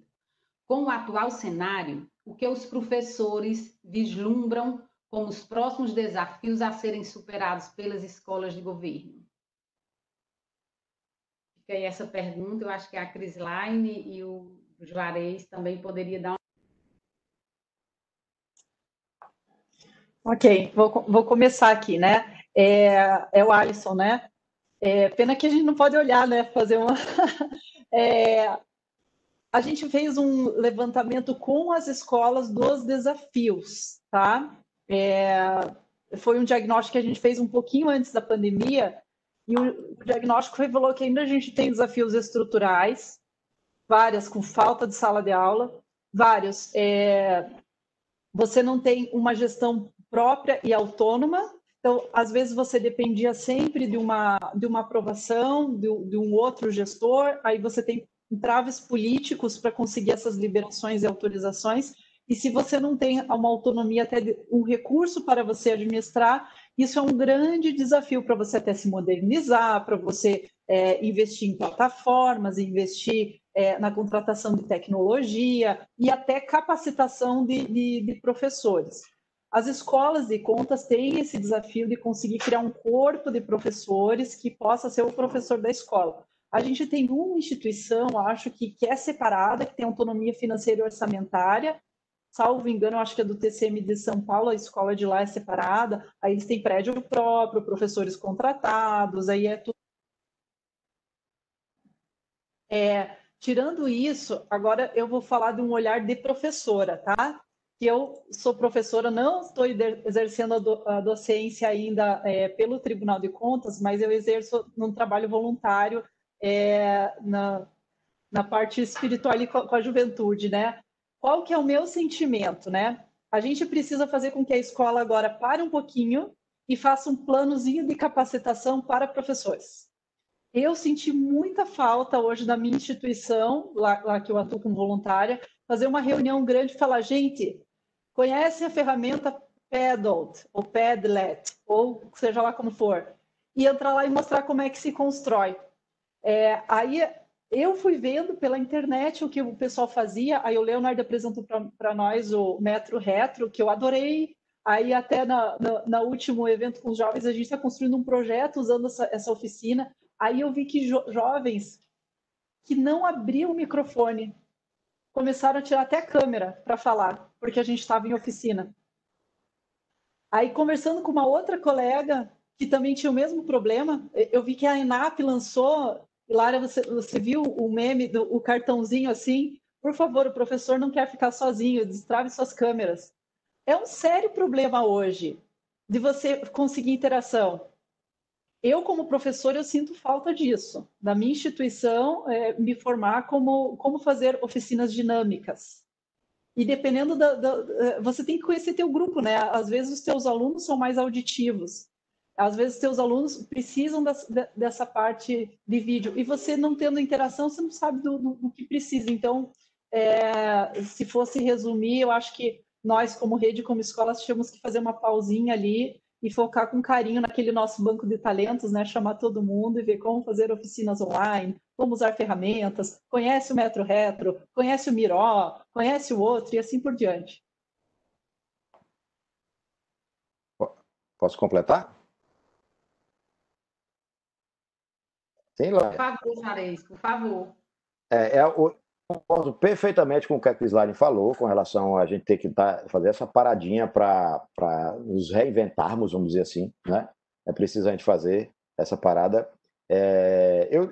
Ela falando, eu lembrando aqui que lá na nossa célula de pós-graduação, a gente começou a detectar que estava tendo uns probleminhas quando a gente começou a usar as ferramentas remotas, né, para pós-graduação. E aí, a própria célula, que é cuidada lá por pessoas extremamente competentes, eles fizeram essa oficina que você falou. Eles montaram uma oficina de uso de ferramentas remotas. E aí eles passaram, se não me engano, 3 ou 4 dias. Houve uma participação muito assim, parecia que as pessoas estavam querendo aquilo, estavam desejando aquilo. E aí, depois dessa oficina, mudou radicalmente. Mudou radicalmente a forma como eles estão absorvendo as atividades. Como nós estamos apenas com 3 atividades em andamento, né, que são 3 cursos de pós-graduação, um é um curso que, inclusive, é voltado para professores, que é um curso de especialização em metodologia e didática do ensino em segurança pública. Uma especialização só disso, o curso é só isso, o curso todo. E aí tem os outros 2 cursos, que é o de gestão em segurança pública e o de altos estudos em segurança pública. Então, nós temos 3 cursos que estão em andamento. E nós estávamos tendo problemas com os alunos, mas não por eles, é por dificuldade de compreender aquela dinâmica. E aí foi montado pela célula de pós-graduação essas oficinas para tratar exatamente, chamou o pessoal de TI, chamou um bocado de gente e tal, montaram todos os protocolos, e houve uma mudança radical depois dessas oficinas. Inclusive, Hilária, se você quiser, eu posso pedir ao pessoal para entrar em contato contigo, para te dizer como foi a experiência lá, até para você aprimorar e ver se você avança ainda mais, né, no que foi feito no nosso trabalho. Mas já trouxe excelentes resultados. Eu acredito que ainda possa trazer mais ainda, com mais aprimoramento, com mais mudanças, né, nas plataformas, estão sempre se atualizando as plataformas, né? Essa plataforma mesmo que a gente está usando aqui, até semana passada ela não era assim, não. Ela está com um aspecto diferente. Houve uma mudança nessa plataforma que nós estamos usando, né, de uns 3, 4 dias para cá. Mudou, que não estava assim. E aí, eu acho que é importante a gente ver isso. Era importante antes da pandemia, a gente está sempre cuidando do nosso quadro de professores. Eu tenho um banco de talentos na academia com mais de 3.000 professores. Mais de 3.000 professores de diversas áreas do conhecimento. Então, a gente tem que chamar esse pessoal. A gente chama lá de atividade de alinhamento. Quando a gente vai começar um curso com muita gente, aí tem vários professores para a mesma disciplina. A gente chama os professores, diz, olha, essa disciplina que vocês vão receber, vocês vão estar... E a gente conversa com todos eles e há um alinhamento da atividade, porque são várias turmas e tem que ser mais ou menos o mesmo conteúdo para todo mundo. Então, há essa... Mas agora, durante a pandemia, e com essa futura atividade híbrida, isso tem que se intensificar muito mais, porque nós vamos alcançar muito mais gente. Então, se a gente vai alcançar muito mais gente, aumenta ainda mais a nossa responsabilidade em oferecer atividade educacional, né, com plano político-pedagógico todo prontinho, com a história bem pensada, nem que seja com a possibilidade de contingenciar alguma coisa, mas planejado, totalmente planejado, sabendo onde é que começa, onde desenvolve e onde termina, e aonde a gente quer alcançar. Então, isso é muito importante, esse revisitar os nossos quadros, para saber se a gente está indo realmente no caminho certo ou não. E se socorrer de especialistas, de pessoas que estão avançando ainda mais nas pesquisas, que estão percebendo os equívocos, estão vendo os erros. E quando a gente se despe de preconceitos, né, de falsas, de um pensamento muito arraigado, assim, muito próprio, né? Quando a gente se abre e diz, olha, Hilária, me diz aí o que é que eu estou fazendo, o que é que tu acha do que eu estou fazendo? Será que isso aí é assim mesmo? Não, Juarez, isso aí não é assim não, porque a gente já fez aqui, isso aqui deu errado. Aí a gente vai e conserta. Aí eu entro em contato com a Crislane, a gente está querendo fazer uma atividade aqui que tem um pouquinho a ver com o que você faz aí, e aí eu te pergunto, isso dá certo mesmo? Não, se você for por esse lado, não vai dar certo, porque nós temos aqui dados de que o resultado seria esse, não foi uma boa experiência, então é melhor você caminhar mais para cá. E aí você consegue obter o resultado, pelo menos em posição inversa ao que nós fizemos. Ou então é excelente, isso aí foi resultados, foi sucesso total, então acho que você vai caminhar bem por isso aí. Então, essa interação, não só da rede de escolas de governo, entre as escolas, mas entre as redes, né? Rede de escolas de governo, rede de escola de contas, a gente conversar mais, trocar mais experiência, eu acho que todo mundo vai ganhar e, no final das contas, o grande beneficiado é a sociedade, é o povo, que usufrui de todo o trabalho que é desenvolvido pelos órgãos públicos, né? Então, acho que é por aí. Pela excelente aí o esclarecimento, Juarez. As perguntas cessaram, até então não foram mais enviadas perguntas. Okay. Então, eu acredito que a gente já poderia passar para considerações finais. Eu gostaria logo de iniciar um pouco aqui da nossa fala, né? Lembrando que realmente a Escola de Contas do Tribunal, nesse momento, né, da pandemia, nós temos muitos resultados a apresentar. É aquele momento difícil que nós nos reinventamos. Implementamos ações, projetos, temos o projeto Fique por Dentro, realizamos muitas lives, webinars, temos o projeto do Laboratório de Inovação e Controle Externo, onde convidamos referenciados profissionais para participarem. O nosso grande evento, que atingimos os 184 municípios cearenses, que é o TC Eduque, né? Ele foi migrado da ação presencial para o ensino remoto. Agora mesmo, vamos ter uma sequência de seminários híbrido, telepresencial, né? Atingindo, estamos conseguindo realizar. O programa também Fique por Dentro, o IPC em 1 minuto. Então, foi uma oportunidade, nós realizamos um grande evento, eu acho que um dos maiores eventos, que foi a Semana de Avaliação de Escolas de Governo, com participação de representantes do Banco do Mundial, 2 países, né, Suíça e os Estados Unidos participaram dessa nossa ação. Tivemos o Juarez representando nossa rede de escolas de governo com uma relevante contribuição, Minas Gerais, os 27 estados da federação participando desse evento. Então, eu acho que as escolas, né, Crislaine tocou um ponto muito sensível. Esse momento, houve uma corrida muito grande. A gente vê o destaque das escolas, dos tribunais de contas e das instituições através das ações educacionais. A gente vê aqui o Ministério Público de Contas com grande destaque nas suas ações, todos os que fazem a rede de escolas. Então, houve uma corrida muito grande para esse lado educacional, porque a preocupação foi uma forma de nós estarmos conectados, interagindo, e tivemos um tempo realmente, eu acho que esse tempo que nós havíamos de desgaste no trânsito, que foi enxuto, né? Nos rendeu mais tempo para realmente ter um pouco de tranquilidade para pensar em algumas ações, para fazer. E tudo isso nós temos realmente que agradecer a uma equipe, né, intensa, que está ali constantemente, né, arregaçando as mangas para que tudo possa acontecer. E tudo isso também precisa, né, da alta direção estar juntas, estar sempre nos apoiando, assim como o presidente do Tribunal de Contas, o conselheiro Valdomiro Távora, o nosso diretor-presidente da escola, o conselheiro Alexandre Figueiredo, sempre aquela força constante para estar nos apoiando, realmente, que guardam características de um grande líder, né, onde pode realmente incentivar a sua equipe. Então, assim, nossas palavras finais é de gratidão, né? Não posso deixar de citar aqui o Juraci, a Sandra, o Paulo Alcântara, porque realmente nós precisamos de uma celeridade muito grande para estar com o domínio.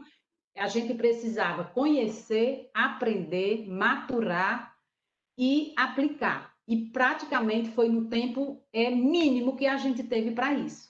Era tentando, fazendo a semana da SAEG, essa semana de avaliação. Quando eu cheguei para o Paulo Alcântara, que eu disse que ia haver 5 webinars num dia só, uma mesa redonda, se ele pudesse, eu acho que se ele pudesse atravessar para desfazer tudo, né? Mas realmente eu quero louvar o quanto eles foram fortes, o quanto eles foram fiéis, o quanto, porque Crislaine e Juarez, eu mesma não sabia que ia ser uma tarefa que ia ser tão árdua para a gente chegar até o momento, mas que hoje todos nós, né, temos o sentimento que valeu a pena, né? Então, quando fica esse gostinho, né, e realmente a gente quer enfrentar desafios, então eu acho extremamente louvável. E a gratidão imensa também é a vocês dois que teve essa capacidade de trazer luz, de iluminar, porque aqui é onde eu digo, mesmo em dias sombrios, a gente tem momentos de luzes, né?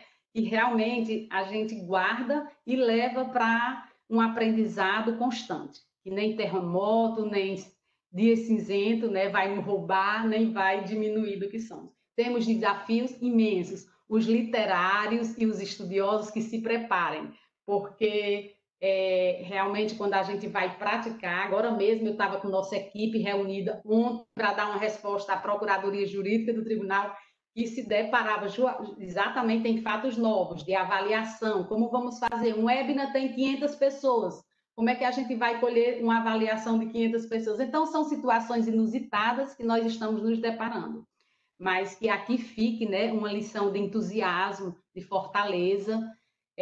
Também um fato muito importante é que a gestão de pessoas no tribunal, ela ficou muito próxima da Escola de Contas, para que a gente trabalhasse eventos ligados à liderança, a equilíbrio emocional, a como manter a sua equipe ativa, né? Então, uma forma que nós tivemos foi realmente trazendo os webinars, compartilhando, os conselheiros do tribunal participando de vários eventos. Então, a gente teve a preocupação de trazer tanto os eventos essencialmente técnicos, né? Como eventos também voltados para a questão emocional de liderança e fazer esse mix. E contando com essa rede aí com vocês, é o que nos entusiasma também sempre e muito mais. Então, passo a palavra aí para os Juarez, as considerações finais, depois para a Cris. Por favor. Bom, eu só queria ratificar a minha alegria de ter participado desse momento tão importante. Eu costumo dizer que quando a gente participa de um ambiente como esse, quer seja virtual ou presencial, né, a gente não tem o direito de sair desse ambiente do mesmo jeito que chegou. Então, pode ter certeza que muita coisa eu anotei aqui, são coisas que vão ser discutidas em reunião de trabalho. Então, houve uma transformação aqui. Então, se eu me sinto assim, como que estava aqui participando, né, como debatedor, palestrante, algo assim, e tudo, eu imagino que deve ter acontecido algo semelhante com o restante das pessoas. Então, quero agradecer, Crislaine, por tudo que você me ensinou aqui hoje, né?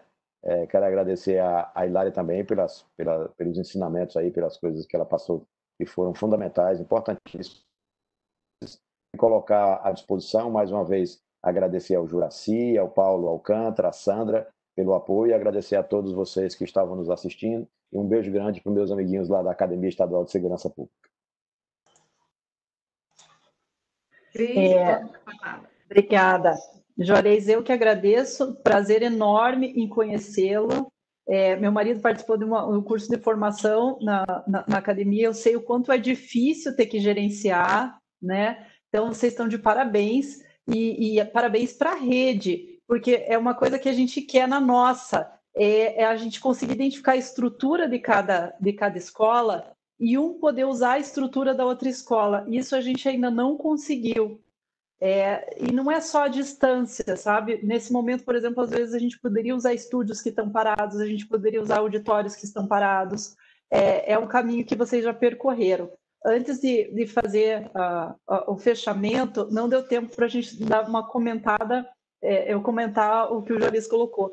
Você tocou num ponto além da função pedagógica e falou da função social. Sabe que eu tenho me deparei no evento passado que a gente organizou do Congresso Internacional dos Tribunais de Contas. Nós temos uma situação bem complicada e eu acho que na polícia acontece a mesma coisa, né? Nós tivemos uma mediadora no evento e apenas uma palestrante mulher, num total de 30. E a gente recebeu uma crítica danada em relação a isso, mas a crítica foi tão pesada que eu fiquei chateada, mas depois de meses refletindo assim, né? Porque apesar de tudo, quem estava coordenando era um grupo de mulheres que estavam coordenando, né? E nós estamos num ambiente onde quase não existem conselheiras que tratam de assuntos onde você quase não vê mulheres publicando livro. É muito difícil. E sabe que eu refleti muito depois de um tempo da crítica, ela vem para o bem, né? E eu vi que as escolas têm um maior papel de início de inclusão de gênero. Então, você tem razão quando a gente tem que ampliar, e é algo que agora a gente começou a pensar, né? Se você não acha palestrante, a gente vê pelo menos uma representante de uma entidade, que seja uma mulher, que esteja lá na abertura, mas que a gente mostre esse papel assim mais abrangente de ODS. Hilária, querida, você falou que terremoto e tempestade não param, eu digo mais. Eu digo que ciclone bomba não vai parar. Nuvem de gafanhoto não vai parar. E aqui diz que vem neve para essa semana aqui em Curitiba. Não vai parar. A gente está realmente juntos. E adorei esse espaço transformador para a gente ampliar a nossa rede das escolas junto com as escolas aí do Ceará. Agradeço demais. Eu deixei o link da apresentação onde tem os materiais, se vocês quiserem. Isso também foi uma oficina que eu fiz no final de semana, aprender a mexer nesse Sway, forma de apresentação nova. Então, a gente também está se renovando e se transformando, tá? Obrigada, pessoal. Depois eu queria conhecer o pessoal que participou da nossa live. Pena que não dá para ver as carinhas desse pessoal. Mandem fotos. Tá. Hilário, preciso quebrar o protocolo, só para falar uma coisa rápida. Eu já ia pedir para você falar do evento que você fez agora só de mulheres. Eu fiz um evento agora que foi sobre violência contra a mulher no ambiente policial, porque as nossas policiais elas sofrem violência dentro da sua atividade mesmo, não é com o público que ela atende. Então a gente convidou várias pessoas, todas as mulheres, nós tivemos um palestrante homem, que foi o Emerson Castelo Branco, falando sobre os aspectos jurídicos, isso, mas o restante todo mundo mulher. Quem coordenou foi a minha adjunta, porque nesses espaços ocupados por mulher, eu lhe digo uma coisa, na Academia Estadual de Segurança Pública, o staff da academia é composto por 11 cargos, 11. Dos 11, tem 3 homens. O restante, a partir da adjunta, COAF está na mão de mulher, a Ascom, a DINS, está tudo, o ouvidor, tudo só tem eu, o prefeito e mais um outro cargo lá, só, que é de uma coordenadoria. O restante todas são mulheres, mas não é porque são mulheres, é porque são competentes. Né? O que eu quero enfatizar, né, que são 7, né, no caso, 8, né? 11, 8 não são 8 mulheres, são 8 competentes profissionais que trabalham comigo. Então, eu enfatizo sempre, são competentes, né, porque são mulheres, não. Mas, coincidentemente, eu tenho a alegria de trabalhar dentro de uma equipe que me ajuda muito, que me orienta muito, e quantas vezes elas me caminharam para o lugar correto, quantas vezes me impediram que eu fizesse alguma bobagem, Então, eu agradeço demais a todas as mulheres que trabalham na Academia Estadual de Segurança Pública, todas as mulheres que trabalham nas redes, nas escolas de governo do Estado do Ceará, nas escolas de contas do país inteiro, porque vocês têm uma capacidade, quando se agrega a competência, que é muito comum entre vocês, essa competência, vocês realmente exercem um papel transformador. Isso não pode ser uma coisa que a gente só olha, bate palma e tudo mais. A gente tem que colocar isso dentro da cabeça mesmo, a gente tem que ter dentro da cabeça, do sentimento, dizer, eu estou diante de uma pessoa competente, não importa se ela é mulher, se é homem, não interessa. O que interessa é a competência da pessoa. É isso que eu... Desculpa que eu acabei quebrando aí o protocolo, porque você ia falar por último e acabou, eu voltei para falar. Mas quando você falou aí, mulher, ocupar espaço, aí eu sempre lembro das competências que tem lá na academia, aí eu tenho que falar. Desculpa, por favor, me desculpa. Sem problemas, Jariz. Eu mesmo, quando a Cris falou, eu lembrei exatamente do evento que você tinha acabado de realizar e achei assim, bem oportuno citar. Eu não sei se o Juraci teria algum esclarecimento, algum informe, Juraci, para fazer. Às vezes eu esqueço quando a gente está se conduzindo, se ele teria algo aqui para lembrar. Se você quiser já fazer suas considerações, aí no encerramento Já fiz as considerações, então já podemos aí já fazer aqui o encerramento. Então, o evento foi gravado, estará disponível brevemente no YouTube, além de ter sido transmitido também pelo YouTube. Nós agradecemos, em nome do Instituto Plácido Castelo, do nosso diretor-presidente, conselheiro Alexandre Figueiredo, dos nossos diretores, a Hilária, que está aqui presente, o diretor de ensino, o professor Francisco Otávio, a presença de vocês, enriqueceram demais aí uma temática que é vasta, que é ampla, que é infinita. Agradecemos todos os participantes. A Hilária frisou muito bem o valor e a natureza da nossa equipe, da nossa maravilhosa equipe do Instituto Plácido Castelo, que possibilita não só esse tipo de evento, mas todo o sucesso que o Instituto Plácido Castelo hoje tem no cenário das escolas de governo no Brasil. Aqui representada pelo Paulo, pela Sandra. E eu também queria agradecer a uma pessoa que participou aí do evento, né, que compõe o Núcleo de Educação à Distância, que é composto aí pela coordenação do nosso querido Pedro Camelo, que é o Alisson Maciel, né, que é quem escolheu o título do evento para hoje foi o Alisson. Quando ele deu a sugestão, passei para a Hilária, quer dizer, foi nosso redator aí. Então, agradeço ao Alisson e parabenizo ao Alisson, porque hoje é o dia do estagiário, ele já foi estagiário lá do tribunal e hoje exerce um papel fundamental lá no Instituto Plácido Castelo. Então, essa equipe é maravilhosa, a gente fica querendo se emocionar quando fala, porque tudo que a gente leva para o pessoal é bem recebido, né? E a gente consegue colocar, e a Hilária também falou aí, nós conseguimos em tempo recorde transformar muita coisa, né? E isso nos dá ainda mais coragem e a gente liga aquele foguete, né, Hilária, para poder estar sempre em destaque. Então, a gente queria agradecer a todos. Estamos sempre pensando em novos eventos, já estamos com eventos aí divulgados em nossas mídias sociais. Os certificados estarão brevemente disponíveis para todos os participantes. Muito obrigado.